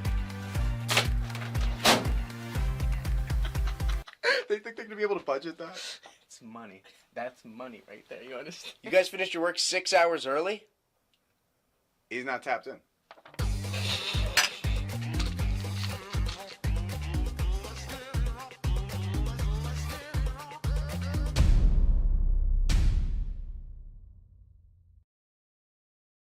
We got Mo, a.k.a. Langley Facts on the line. Mo, what's up, man? I'm doing well. I would like to congratulate you on your white supremacist tactics of tainting the jury through the media before you allow me to even face the charges. I appreciate that. Now, what exactly is the charge here? I'm a little confused. There's a lot of rambling. Rambling? I read the national security document. That's not rambling. What's the charge? What's the charge? What's the charge? Being an agent of the National Security Council and the CIA for sowing division between blacks and the diaspora. Okay, so are you sowing division when you say you're America first and you don't care about Israel and everybody else? Nope. You care about America first? Nope. But that's the same thing I'm doing. No, I'm saying not. black people in hold on. I'm saying black people in America need to put their domestic policies first, because this whole we are all African, we tried that 30 years ago. See, what you got to understand is I did the whole pro-black thing. My mom used to sell African clothes, and we celebrate Kwanzaa at church 30 years ago. That's a failed experiment. I'm a big pusher of the teachings of Mr. Neely Fuller Jr., the United Independent Compensatory Code. What that means is we're united in the fact that we're independently working to end the system of white supremacy. So that's my point. You can call yourself African or whatever you want to, that's fine. But see, the thing is, one thing you didn't bring up is this. All the tethers that came here to this country, have been very disrespectful to the native blacks. And see, I've been trying to bridge the FBA and the ADOS. See, I'm a bridger. I'm not a separator. Because, like, if you ever notice, I didn't get into that whole ADOS versus FBA, because what we need to do is circle our wagons domestically so we can get our compensation from this system of white supremacy, which America is allowed to preside over. I'll turn the floor over to you, sir. What? Mo, are you African? I am not African, and I said it on Twitter. I would not even consider calling myself African until I can go to an African embassy and ask to be taken home, and they acknowledge my request. Now, please, you're such a knowledgeable person on African politics. Which embassy can I go to right now and say I need a ticket home, and they'll bring me home? Which one? Liberia. No.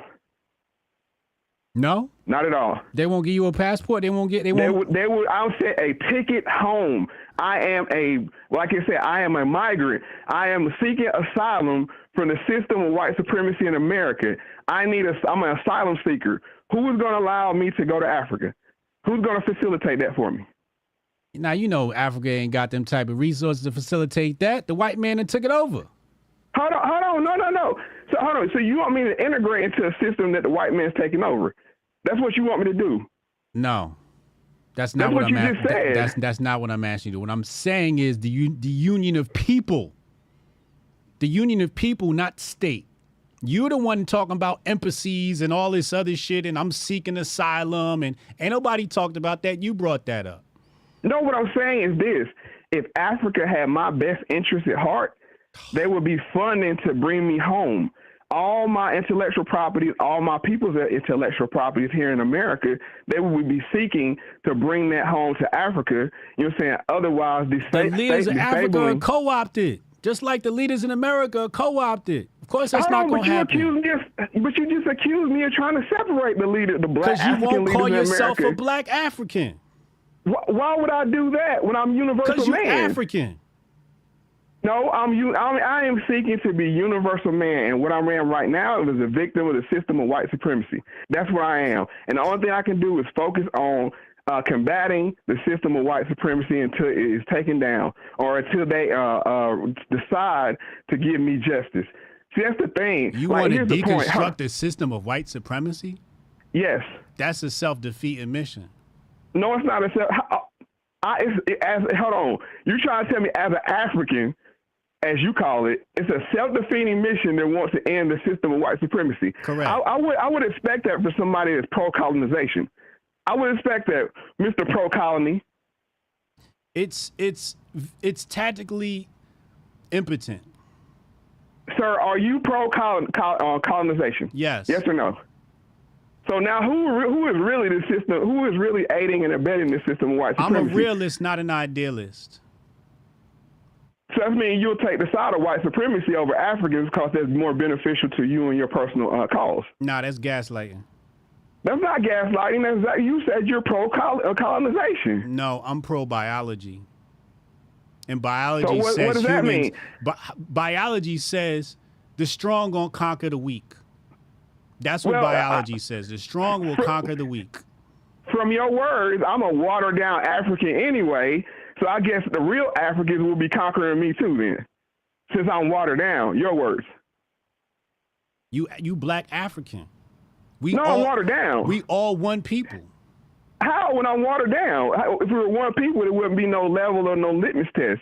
You wouldn't say things like I'm watered down. That's what initiated this whole discussion. Is because how are we watered down? I don't understand that. See, I'm on to your debate tactics now, because what you like to do, you like to take a whole lot of different parts and just throw them in a pot and then mix them up. You don't like to stay on track. Let's stay on track. Yeah, I'm cooking Hotep stew right now. Yeah, that's what I'm doing. That's what I'm doing. Let's deal with the fact of the matter. Let's deal with the fact of the matter. Okay. The fact of the matter is this document illustrates that they do not want a union between the leaders of Black America and radicals. It doesn't say government entities in Africa. It says radicals because they know that the government entities have been co-opted, so you're not getting your asylum. They're talking about radicals in Africa and leaders, Black American leaders in America. Who are the radical leaders, Black leaders in Africa, and who are the radical Black leaders in America? That's what I want to know. Is it Black Lives Matter? I mean, like who's the radicals? I've done extensive studies. I don't see any radical Black leaders. I see everybody that's called a quote unquote leader is co-opted either by the conservatives or the liberals, and they have to push their agenda the same in Africa. That's why the African nations didn't even stand with Uganda when America denied them aid and resources because their take on homosexuality. The African leaders stood down and bowed down to the system of white supremacy. And I'm going to keep saying this. You can't call me an agent because I'm not affiliated with any groups, none whatsoever. I am for the United Independent Compensatory Code. Period. You've affiliated with Langley. Now I love your distractionary tactics in the debate. It's real cute. First of all, let's go back to your idea of destroying white supremacy. First of all, there's no such thing as white supremacy, right? White people would tell you that, right? Why is Israel and Palestine both begging white people to fix their problems if there's no system of white supremacy? And who made Palestine and who made Israel? They're not asking white people to fix their problems. Where'd you get that from? Like, how do you even get to white people? I got that from you, Hotep Jesus, because you both said they're asking the crown. Crown. You could call the crown white supremacy, Western civilization, whatever you want to call it, the establishment. All of these terms all boil down to white supremacy, aka racism. God, Jesus fucking Christ, yo. That's the problem we got to solve right there. I played the video yesterday from Lauryn Hill with J. Rue the Damager. You got to take the white man off your mind. That's step one. How are we supposed to organize as Black people when we always got the white man on our mind? You got to get off his dick. Hold on. What is the point of you uniting as Black people? If there's nothing to oppose if there's no white supremacy? Explain that to me. Why do we need to unite as a Black people if there's nothing to oppose? Do you need an enemy to organize? For example, you have something called the Maslow's hierarchy of needs. I'm well aware of it. Now, one of those happens to be food. Okay. Now, if you are a group of people, no matter who other groups of people there are, let's say a nation. Let's just take it back to being a nation. If you are a nation state and you import more than you export, there is a problem with your checks and balances. So if you look at Black people, the diaspora, as a nation state, and they import more than they export, there's a fundamental problem there without the mention of white people, war, or opposition. You have an economic imbalance. So the first thing you have to do is with yourself. This is basic economics of nation state building, Mo. Come on, we're in ninth grade right now. Before you get too far from that point, okay, if you're exporting, who's importing? See, money, if money change hands, if resources change hands, it has to go from one hand to the other. If we're importing more than we're exporting, that means white supremacy is importing more than you're saying to us than we're exporting to them. You sound like you're from Langley. You don't want to accept this. Now, I'll say this. You go to Africa and ask them if it's white supremacy or not, and they will agree with me more than they agree with you, and they will say you're crazy. They say you're a crazy Black man. That's what they would say, to say there's no system of white supremacy. How can you have that and colonization at the same time? You're saying there is colonization and you're pro-colonization, but at the same time, there's no white supremacy, sir. How does that work? That math ain't mathing. Who was the first nation state to colonize another state? I have no clue. That's the problem. No, That's what I'm the saying, problem. because you're asking. Because in the Negro's mind, he equates written colonization. He equates colonization with the white man, ignoring thousands of years of African history of colonization. Okay. Ignoring the colonization the Moorish Empire imposed upon Portugal and Spain. Right. You asked me who the first is, and I said I have no idea because that hasn't been written. In your mind, colonization equals white people. No, it doesn't. In my mind, colonization is a product of biology and a flaw of the human ego. Here's the thing. It's a product of economics. This is the problem. This is the problem with people. This is the problem with people. Y'all don't study economics. Basic economics tells you that everybody on this planet is fighting over scarce goods and resources. Right. This is the problem. So no matter if it's white people, brown people, yellow people, purple people, alien people, we all fighting over resources. So people are going to fight to get to the top of that power structure for those resources. Now, coming back to my previous statement before you again inserted white people, if you have a nation state and you import more than you export, you have an imbalance in your economics. You must fix that first, regardless of white supremacy, Chinese supremacy. You getting got in a business deal. Now, if your nation state depends on a foreign entity to supply its food supply, they your daddy. So the black community, before they start thinking about white supremacy, they got to figure out, how do we farm? How do we produce our own food? How do we get it from farm to table? How do we create distribution networks? What kind of trucks do we got to buy? Who's going to handle our logistics? Who's going to create the supermarket?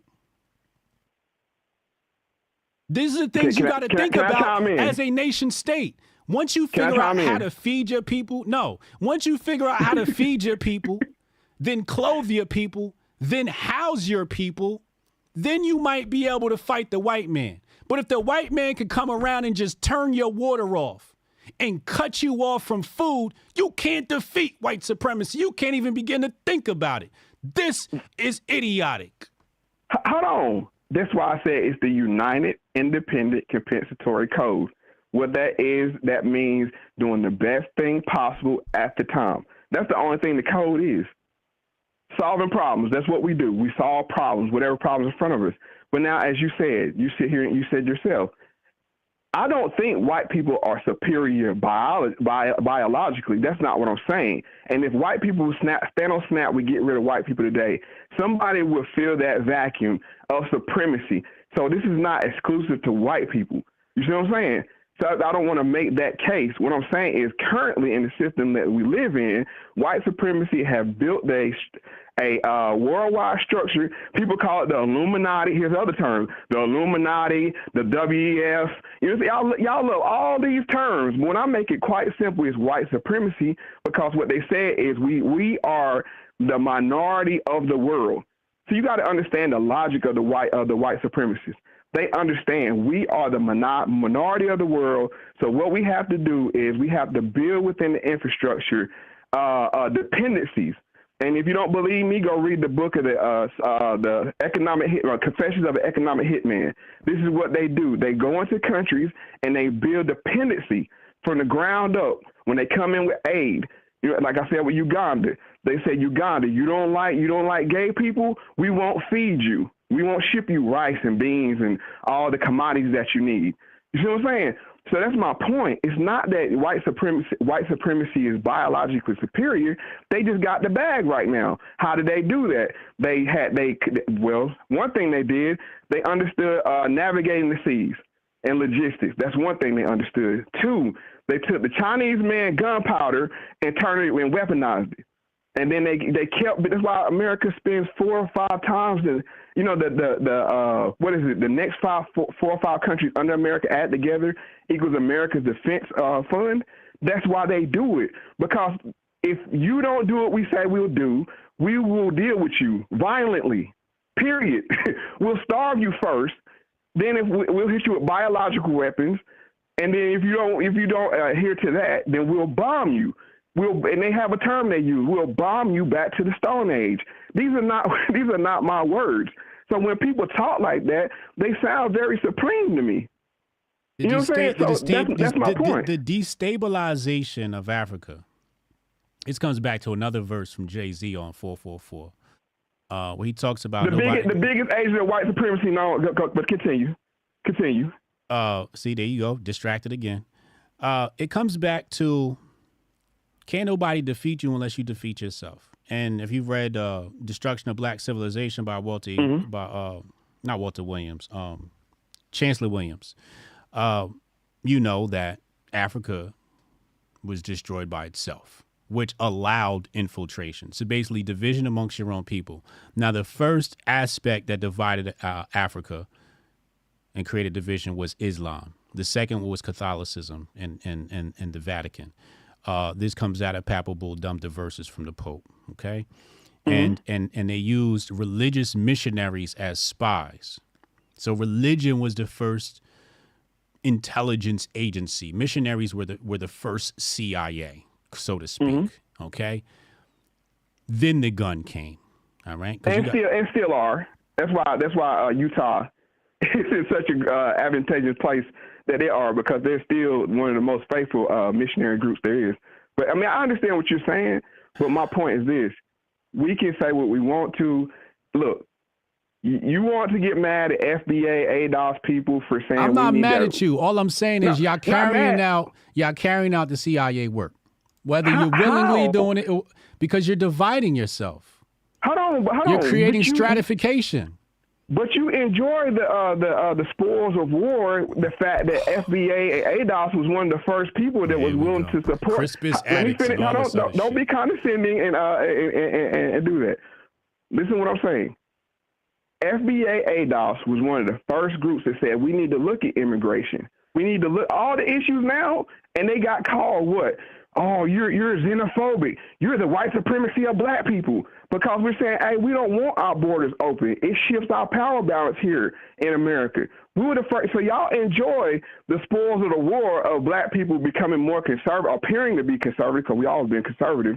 You enjoy that, but then you also call us agents of white supremacy at the same time. You can't do that. You can't have both those. Those both can't be true. Or you enjoying the spoils of war from white supremacy. Which one is it? You ain't making no sense right now. You just again, this is your distractionary tactics in debate. It works on some people. It don't work on Hotep Jesus. Because my mind stays focused. I'm on flow. I'm on flow. Right. Okay. Flow just dropped today, and my mind stay focused. Okay. So all this distractionary politics that you're doing in the debate don't work on me. The fact of the matter is, we are all one people. We need to be united as such and move accordingly. Y'all want to delineate yourself and create stratification. It says so in the CIA document. The national security document says increased stratification. So when you take a people who may consider themselves black African globally, and then you tell them, oh, call yourself this other thing, you're creating stratification. You're delineating. It's what do you call intersectionality. Y'all practicing another form of intersectionality.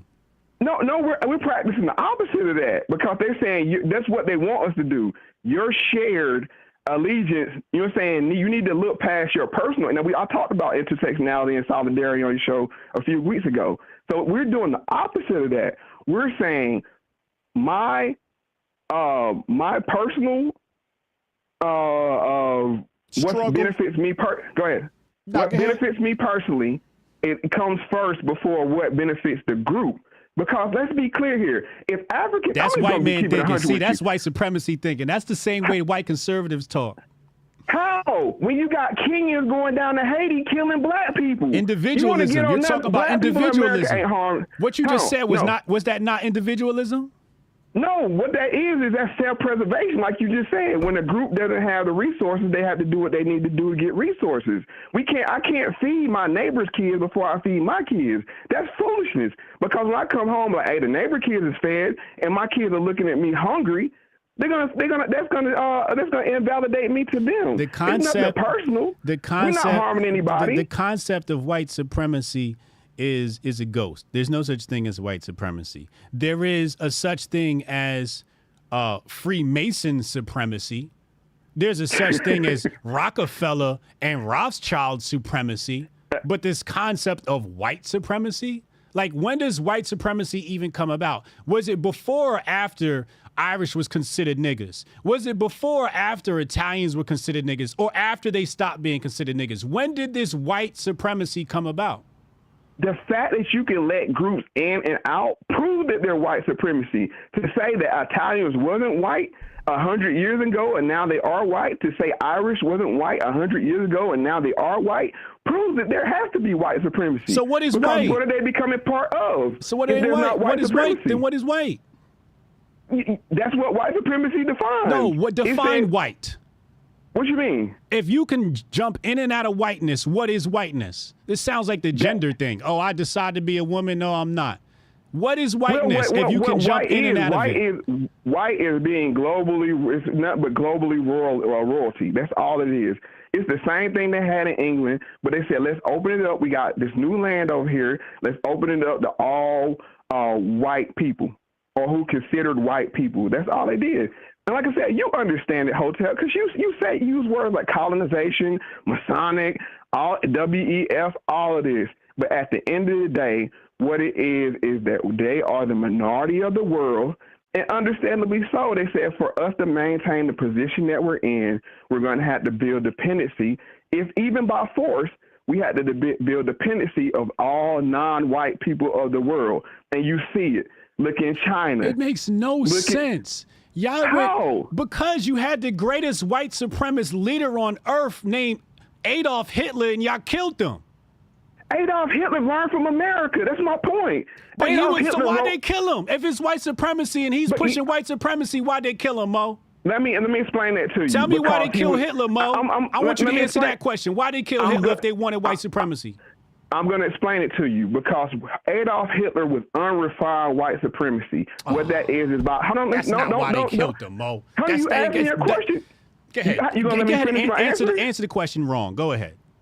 Okay, what happened is this. Like any time when white supremacy has to use force, what they go back and do, they had to get refined with it. And they say, hey, the way Hitler was doing it, we don't like that. We like a more, peaceful kind of white supremacy and power. The same way with now. The same way with Trump. What are the Republicans doing? He's too bombastic. He's too out front with the racism. We need a calm, smooth racism that doesn't wake Negroes and other non-white people up. So that's why they had to get rid of Hitler and everybody like him. White supremacy likes to do good, clean business at the end of the day. They don't like using violence, to be honest with you. They like things nice and refined. Now, if it comes down to losing white supremacy, they will use violence. And that's why they got rid of Adolf Hitler. And honestly, Adolf Hitler learned from America. You can go read the fan letter that he wrote to all the eugenicists in America. I'll turn it back over to you, sir. That's not why they went to go get Hitler. That's some shit that I don't know where the fuck you learned that shit at. But that's not why they went and got Hitler. Wall Street went and got Hitler. That's why Hitler got Hitler. No, it wasn't. No, it wasn't about. It was not about being bad for business. It was about the Treaty of Versailles and him not honoring it. And they invested a lot of money into Germany, and they wanted to get their money back. So they killed Hitler, but they didn't do it because they wanted to clean up their image, Mo. That's what you said. They wanted to clean up their white image and have a different. That's not why. Wall Street. That's what they did. Wall Street, not white people. Wall Street. Who ran Wall Street? Standard Oil. GE. What was the race of people that ran Wall Street? You want to be specific or you want to be abstract? I just want to be an answer. It's a combination between white and Jewish. They are. Well, I ain't gonna say that. It's your platform. But anyway, you can say they both white. You can say. Let's just say they're white. No. Let's just say they're all white. Let's say all of Wall Street was white. Now, when Wall Street destroyed the economy and murdered millions of white people, was that white supremacy? When they caused the boom in bus cycles, that's sacrifice. White sacrifice. Lord have mercy. Here's the thing. There's warring factions inside of white supremacy, like any structure. Just like you said, it wasn't Africa before the white man showed up. There was warring factions. Everybody's jockeying for power. But they understand that the outside, our power together has to be greater than the power outside. But I digress. My point is this right here. White supremacy likes a nice, smooth business. That's why that's why they hate Trump. Because Trump, he is the worst thing for them because he's bringing up topics that they don't want to talk about. You feel what I'm saying? That's why they can get a Nikki Haley, and she could be easily a Democrat or Republican, either one, no matter how you look at her. Because what? She's pro-war, one, putting force, enacting white supremacy under force, and both sides can get with that, but they want it done cleanly. They don't want, you know what I'm saying? They don't want a messy, you know, the goose stepping and all. That's bad optics. But guess what we did when we went to Germany? This is why we didn't drop a bomb on Germany. We took all their intellectual property. We didn't drop a bomb on Germany. Germany. I'm talking about the big bomb, like we did Japan. They wanted that intellectual property. We dropped plenty of bombs, but we didn't drop Fat Man and Little Boy. No, but we dropped bombs. The only thing that didn't get hit was the ethyl hydrogenation plants, the ITT telegraph communications, which were owned by Wall Street. They didn't blow none of that up. Right. They didn't blow up nothing. They didn't blow up nothing but from IG Farben. Yeah. So what I'm saying, you just proved my point for me. No, you proving my point. This shit ain't got nothing to do with white people and black people. It's got to do with haves and have-nots. How do people keep thinking this thing is about race? The race thing is a distraction. They make it about race. Because guess what? They give it to you to argue about race. It's about the haves and the have-nots. I didn't create. Hold on. If it wasn't about race, then when you looked at Wall Street, 13% of the CEOs would be black. That's how it would break down in this country. You see what I'm saying? If it wasn't about race, it would be an even distribution of positions across race. If it wasn't about race, but as you know, just like I know, they create all these litmus tests. You know what I'm saying, to prove that you are white or not. And money won't even get you in the club. Vivek's going to find it out. But look, I'm digressing. My point is this right here. When they went to Germany, they had no problem with the Nazi and the Nazi way of doing business. They had a problem with the way Hitler was doing business. It was very messy and bad for optics. Fast forward to the Civil Rights Movement. They had no problem with Jim Crow up until the television came into the position to show what was going on down south. Then they said, you know what, Southerners, that's a bad look. We're projecting these images all the way across the world, and it's bad for our brand. You don't understand brand. You understand brand better than anybody else. You're saying you've crafted a whole brand for yourself. And anything that's bad for Hotep Nation, you would exile them because you're like, I understand. But for the greater good, it's bad for Hotep Nation. That's the same way white supremacy looks at it. That's why they went down south. They integrated the schools. Nothing really changed. White supremacy was still there. It's like we just had to do it a better way. We had, you know what I'm saying? We had to find a loophole to keep these Negroes in check. And I'll make one last point before I let you're saying, because I know you got other callers.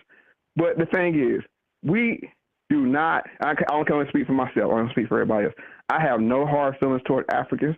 I have no hard feelings towards Africa, but I can't kid myself to say Africa has my best interest at heart, because if they did, they would bring me home.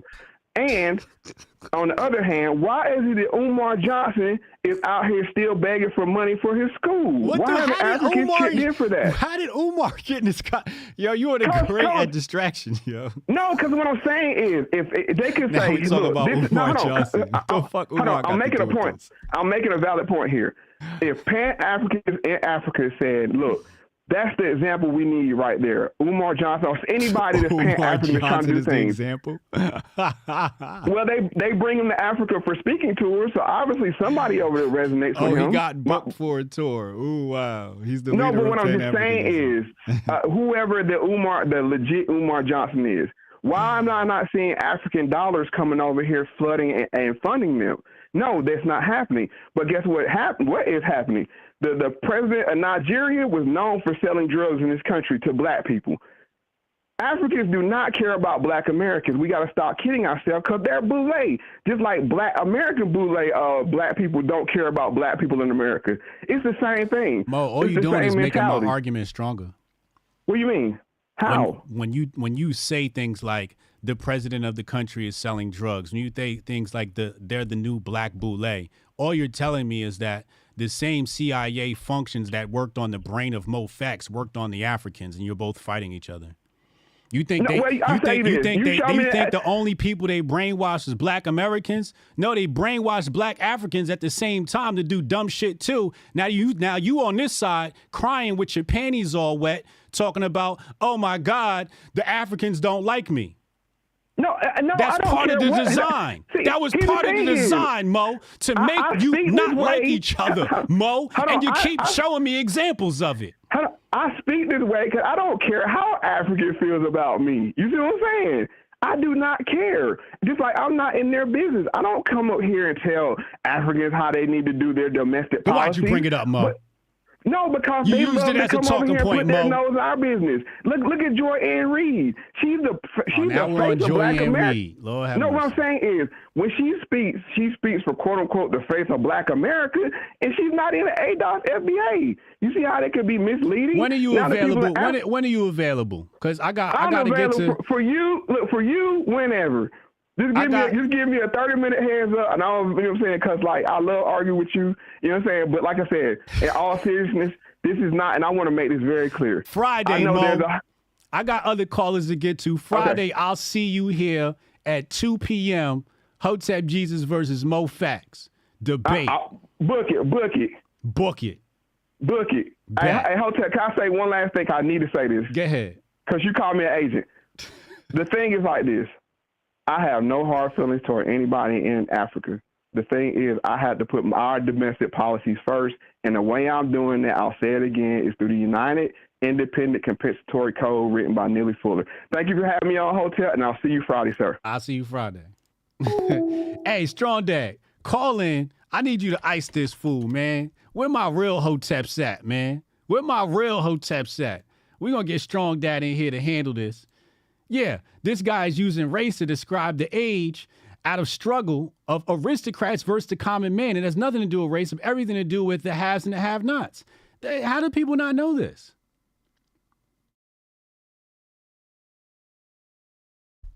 How do people not know this?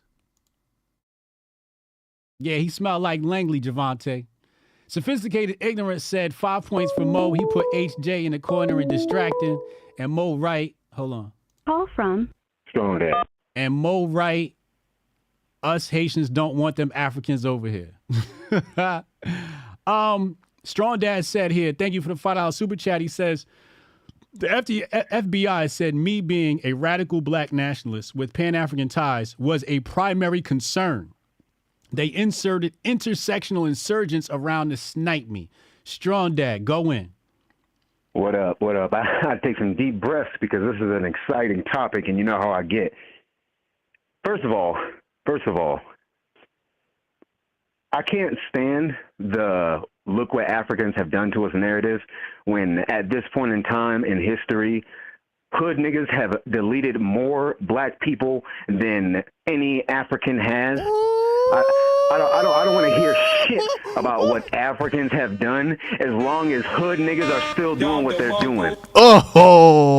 And I don't want to hear shit about I don't understand that life because I used to be in that life. So don't play with me. You know what I'm saying? I did time in prison with niggas who were there because they deleted black people. And we talking about what Africans doing now. Africans, if white supremacy exists, then they are a victim of it just as much as we are. Facts. Why are we blaming them, but we're not blaming each other? Oof. That don't make no sense. That don't make no sense. Also, I love the Black Codes book by Neely Fuller. Neely Fuller also believed in Pan-Africanism. So how are we going to use his book as a platform and then diss on Pan-Africanism? That don't make no sense. Go off. Pan-Africanism itself is scapegoated. Neely Fuller said himself that white supremacy takes both sides of the argument. So would it not stand to reason that it would destroy Pan-Africanism and black nationalism and infiltrate FBA ideology to separate black people? That's what it would do, right? And if you can't agree with that, then how are you using his book as a foundation? This is the Pan-Africanism, first of all, like I've always said, starts with the individual. Starts with the individual. And then you reach out. It doesn't start automatically with the group. It was prescribed for the group when the group should have taken it with them. And what happened? Our best leaders who believed in it were murdered. But it don't work. Obviously, it worked because they were getting rid of our leaders who were espousing it. Anyone who espouses it, who leads black people, they get rid of. How does it not work? How does it not work? They said it in the document it was working. Literally. When they released the documents and they made that whole podcast thing about the Alphabet Boys, about what happened here in Colorado, the FBI literally said, we cannot have this happening. We cannot have them working together and being black nationalists. Somebody in the chat said, Lumumba, Sankara, Gaddafi, real Pan-Africanists assassinated for trying to use Africa resources for Africa. Boom. Let's talk about it. Hold up. Khalid Muhammad.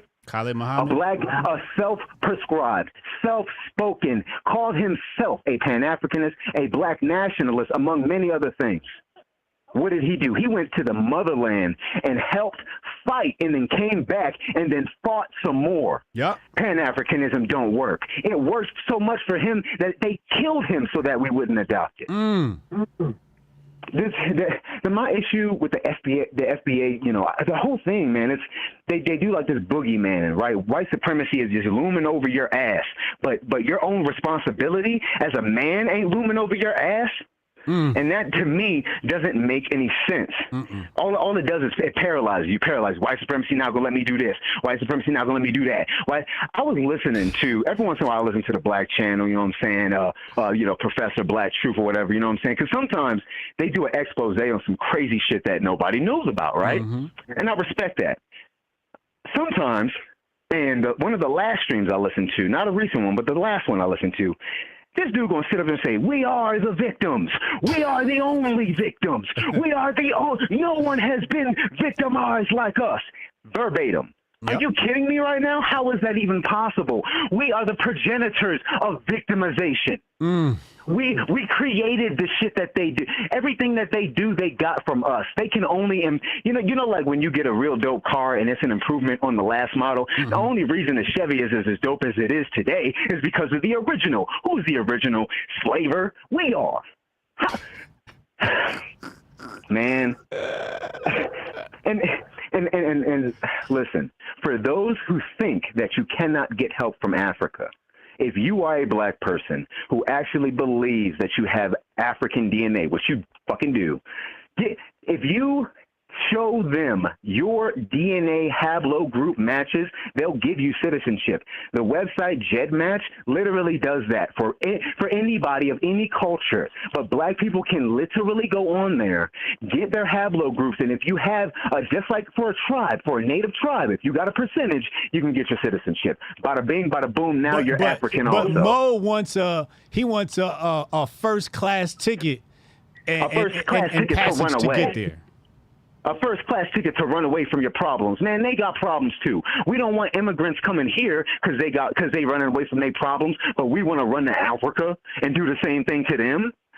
We complain about when they inundate our neighborhoods with illegal immigrants, right? But we supposed to just run over there quick, stepping in a hurry, and skip the process that we're mad that they're not taking here. It can't. You can't have it both ways. You can't have it both ways. Bars. You can't have it both ways. Bars. I might have to set the debate up and play moderator. We might have to make this a Strong Dad versus Mo Facts debate. For me, because I very much believe that, you know, there's a secret system where white niggas do shit against just black people. Yeah. I mean, I'm in Colorado. Come on now. I was locked up here. I've been in the pod listening to the dudes who are part of the white gangs, who are our cousins and brothers of politicians and cops. I'm not stupid. That shit exists, but we're not about to make that the anchor point of our issues when we as a people, how can we, as a people, say that we are descendants of kings and queens and we so motherfucking great and we didn't invented every damn thing in this world, but we can't invent a way to fight this shit? That don't make no sense. It doesn't make no sense. But what does make sense is that us, like everyone else in our tax bracket, are all fighting the same beast. And when we don't work together, that beast wins, which is why they make that beast for us. The person next to us, that white dude is as broke as you. You're talking about white supremacy. Right. When they make a law to fuck you, they make a law to fuck your neighbor if he's white. Yo, look.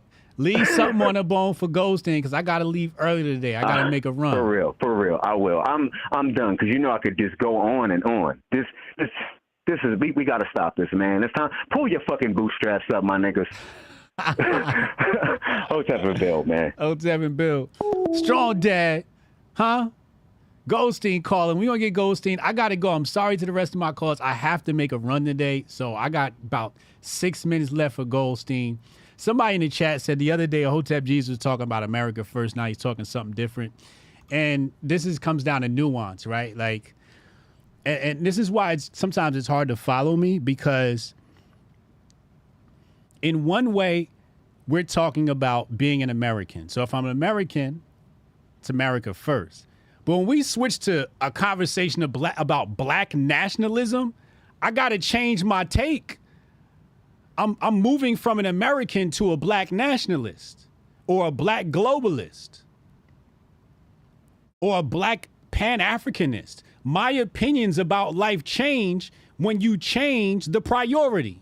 So you're talking about the priority of what's good for America versus what's the priority that's good for black Americans or the black diaspora or black Africans. And some of them are very similar, you know, about, look at the United States. What's the biggest problem in the United States? Or one of? Way more fucking imports than exports. We are wholly dependent on China. You can take that same lesson and give it to the black community. Y'all are dependent on another people. You're dependent on another nation state.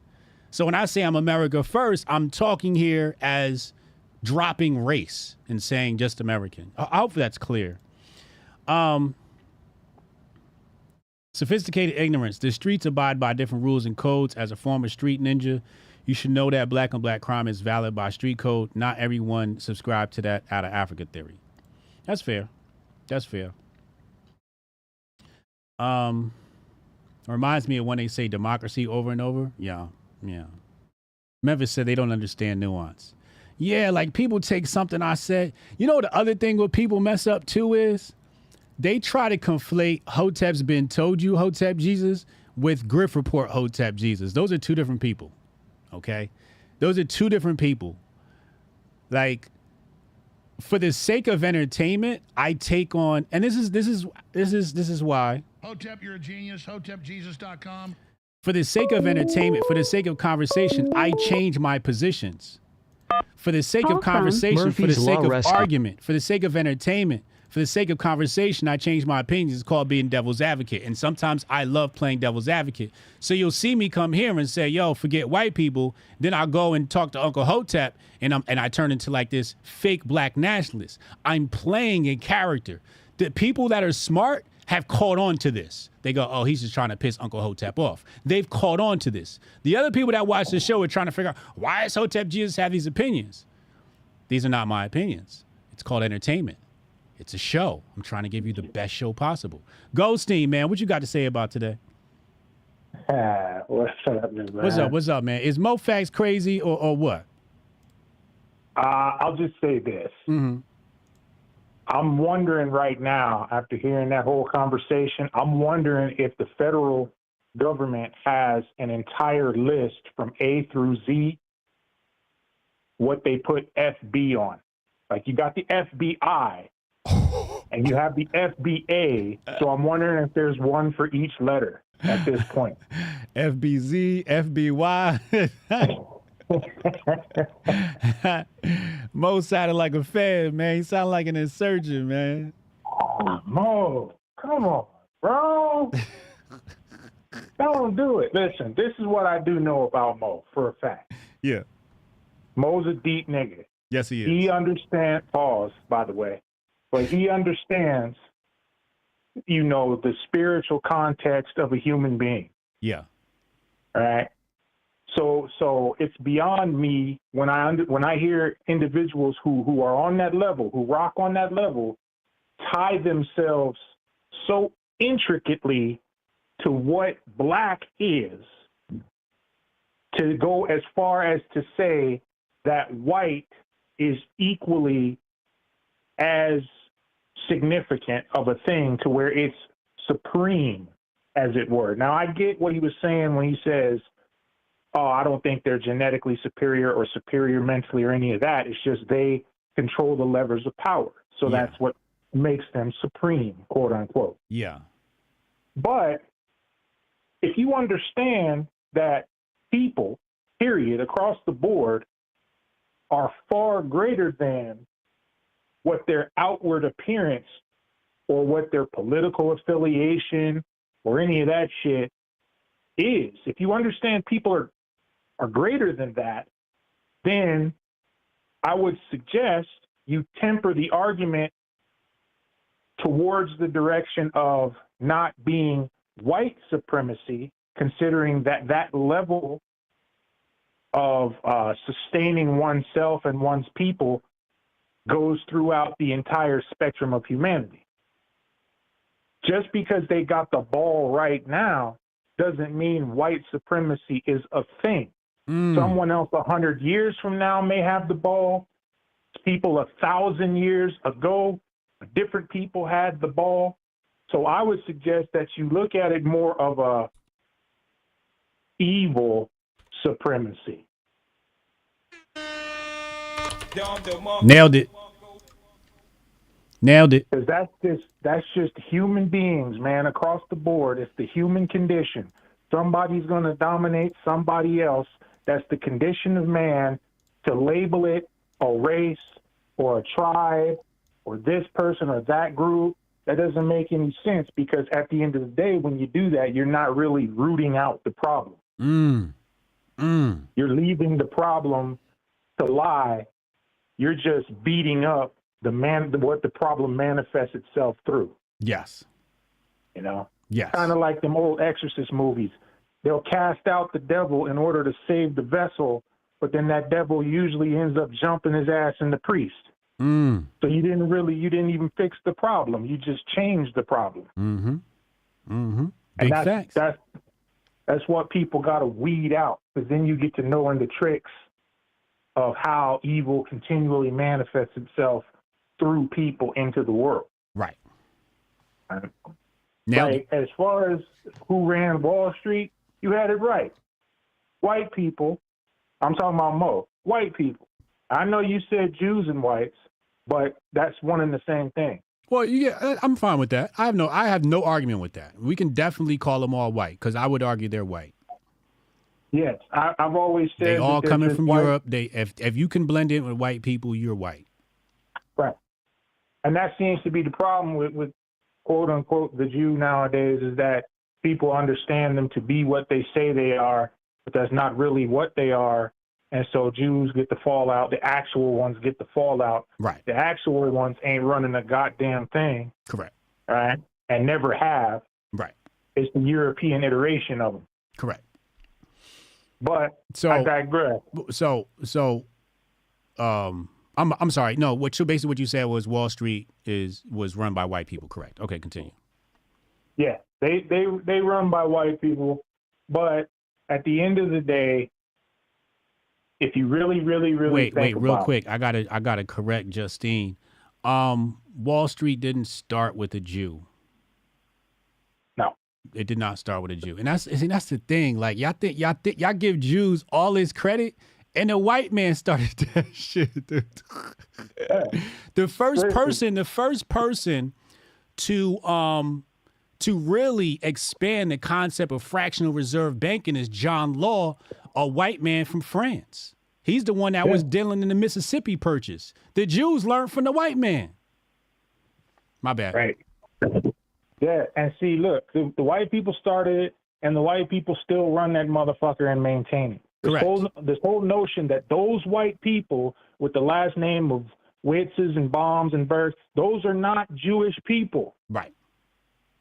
That's what people got to understand. They're not Jews. Right. They hide behind that. Right. And once we understand that, then we can understand some deeper shit. But at any rate, the motherfucking white people ran Wall Street. Wall Street is what kicks off wars and again, pulls on the levers of power around this bitch. It's all about banking and money. But one thing I've known about money is that people who chase it are more of a slave than the people they oppress. If you think about it, look at it on the dope game level. The dope boy is worse off mentally and spiritually than the dope user. To the degree that he chases that dollar for that month for that shit and selling that dope, he is worse off than the person who's smoking the shit in the alley. And so, how supreme can you really be when you've devoted yourself to that degree to the oppression of another human being? You are enslaved further than anybody you've ever put chains on. And you know, I've been watching Power a lot recently, so that really resonates with me. I can see that it's almost like you're a captured slave when you're the dealer. Yeah, you get the slave master that you fucking bend the knee to doesn't exist in this realm. He's not seen, so people just consider you to be that nigga. Nah, you're not that nigga. You're far worse than anybody you got your fucking foot on their neck. Yeah. Far worse off. Right. So I just want to leave that at that. And plus, any goddamn motherfucker, I don't give a fuck who you are. I don't give a shit what you got going on. If I want what you got, I'll take that shit. So you can't be supreme over me. Facts. Because I'll go the extra mile. You know, they managed to get their shit through violence, and I kind of like violence. So if I really wanted to get out there and be like, wow, these motherfuckers really got their foot on my neck. Nah. I changed that pretty quick. And I think that people who can see life through that lens, they are so far removed from being any type of oppressed that it's not even funny. Right. Yep. So, yeah, that's about it. I appreciate you. You got to get up out of here. Yep. I'm going to see y'all tomorrow. All right, Hotep and Bill. I just want to set the record straight with Mo really fast. Let me just plug what Jonah said. Jonah said it started with Babylon. That's also the correct answer. You can't even jump to John Law without talking about Babylon and usury coming out of Babylon. You are right, Jonah. Jonah's always going to take you all the way back to Babylon. As far as Mo Facts is concerned, and I was talking about this before where, like, I wear different masks depending on what the goal is. And if the goal is to create a good stream, good entertainment, a great podcast, I took jabs at Mo Facts. That does not authorize anybody to go outside of this podcast and try to tear his name down. Okay, that was for entertainment purposes. Mo Facts is my bro. That's my homie. He's cool peoples. And when I say he's Langley, it's like when I say Uncle Hotep is Langley. It's jokes. We get a little disrespectful in the debate, but that's just black culture. Mo knows I don't mean nothing by it because he's a true black man. I know when he says, Hotep soup, it's just jokes. So don't go around disrespecting Mo because I will disrespect you. Okay? Put some respect on Mo's name. Put some respect on his name. Last thing I'm going to say about Mo is we got to free his mind of white supremacy. I've taken jabs at Strong Dad. Absolutely. We got to free him from the clutches of white supremacy. He's been brainwashed, right? His mind has been brainwashed by the CIA and the National Security Council. So I'm trying to free my brother from the chains. Okay, he's been co-opted. The Agent Smith has taken over his body and his mind, and we must pull him out of the matrix before it's too late. We got to get him to stop complaining about white supremacy. We got to stop him from doing that. We're going to have Mo back Friday. We're going to argue with him. Like I said before, he texted me and he said, yo, Hotep, it's been a while since we had an argument. And I was like, you damn sure right. And I like to play things by the universe. So when this came across my desk last night, I said it's the perfect thing to attack Mo Facts with and get some drama stirred up. And technically, I'm not supposed to explain this to you. I'm supposed to be like Sa Netter and keep shit heated and keep y'all talking and disrespecting Mo because it's going to make more clicks. But I have a certain level of code and morality where I'll do things to make better entertainment, but I will not allow it to go outside of that, spill into Twitter and disrespect of people that are in my network. Okay, so I'm going to be a bit different than how other people handle this. Technically, as a businessman, I'm supposed to not tell you that was entertainment, let you think it's real, like the WWF to kids, and I get more clicks and more engagement. But I can't do that to my audience. That's not how I'm built. So I have to tell you, hey, when you see Hotep Jesus and Hotep's Been Told You, sometimes I take on the opinions of myself. Sometimes I take on the opinions of others. Sometimes I pretend to be a very uneducated black nationalist. This is some of the stuff I like to do with Uncle Hotep. I'll take shit I see somebody else say online and try to defend it, and then let Uncle Hotep riff because everybody loves the Uncle Hotep rant, all right? Not supposed to tell y'all my secrets to making this content, but I'm telling you because my morality won't let me do otherwise. Don't think you know me. I can take many positions, and that's part of my genius. The fact that I can take many positions. Pause. Oh, that was disgusting. Anyway, I got to make a run. Vivek just posted this. America First, one movement, indivisible. Him and Trump. He definitely want to get a seat in that cabinet. We'll see what happens. We'll cover it on the Grift Report. Tonight, we're back with chesslessonskick.com/Hotep Jesus. Grift Report tomorrow, 2 p.m. Eastern, as always. And Hotep's Been Told You tomorrow night at 8 p.m. He's at HJ as P.T. Barnum. You know what I'm saying? Hey, man, be merry. Be well. Tell somebody in your family that you love them. And above all else, Hotep and Bill. Yeah, I can try to get that handled for you. Again, it's only my second day, so if you can give me a second. How am I supposed to do this? How the hell are we supposed to do this by 5 o'clock? I have no clue. Is that possible? Hey, do you have the password to... How'd you finish all your work already? He's not tapped in.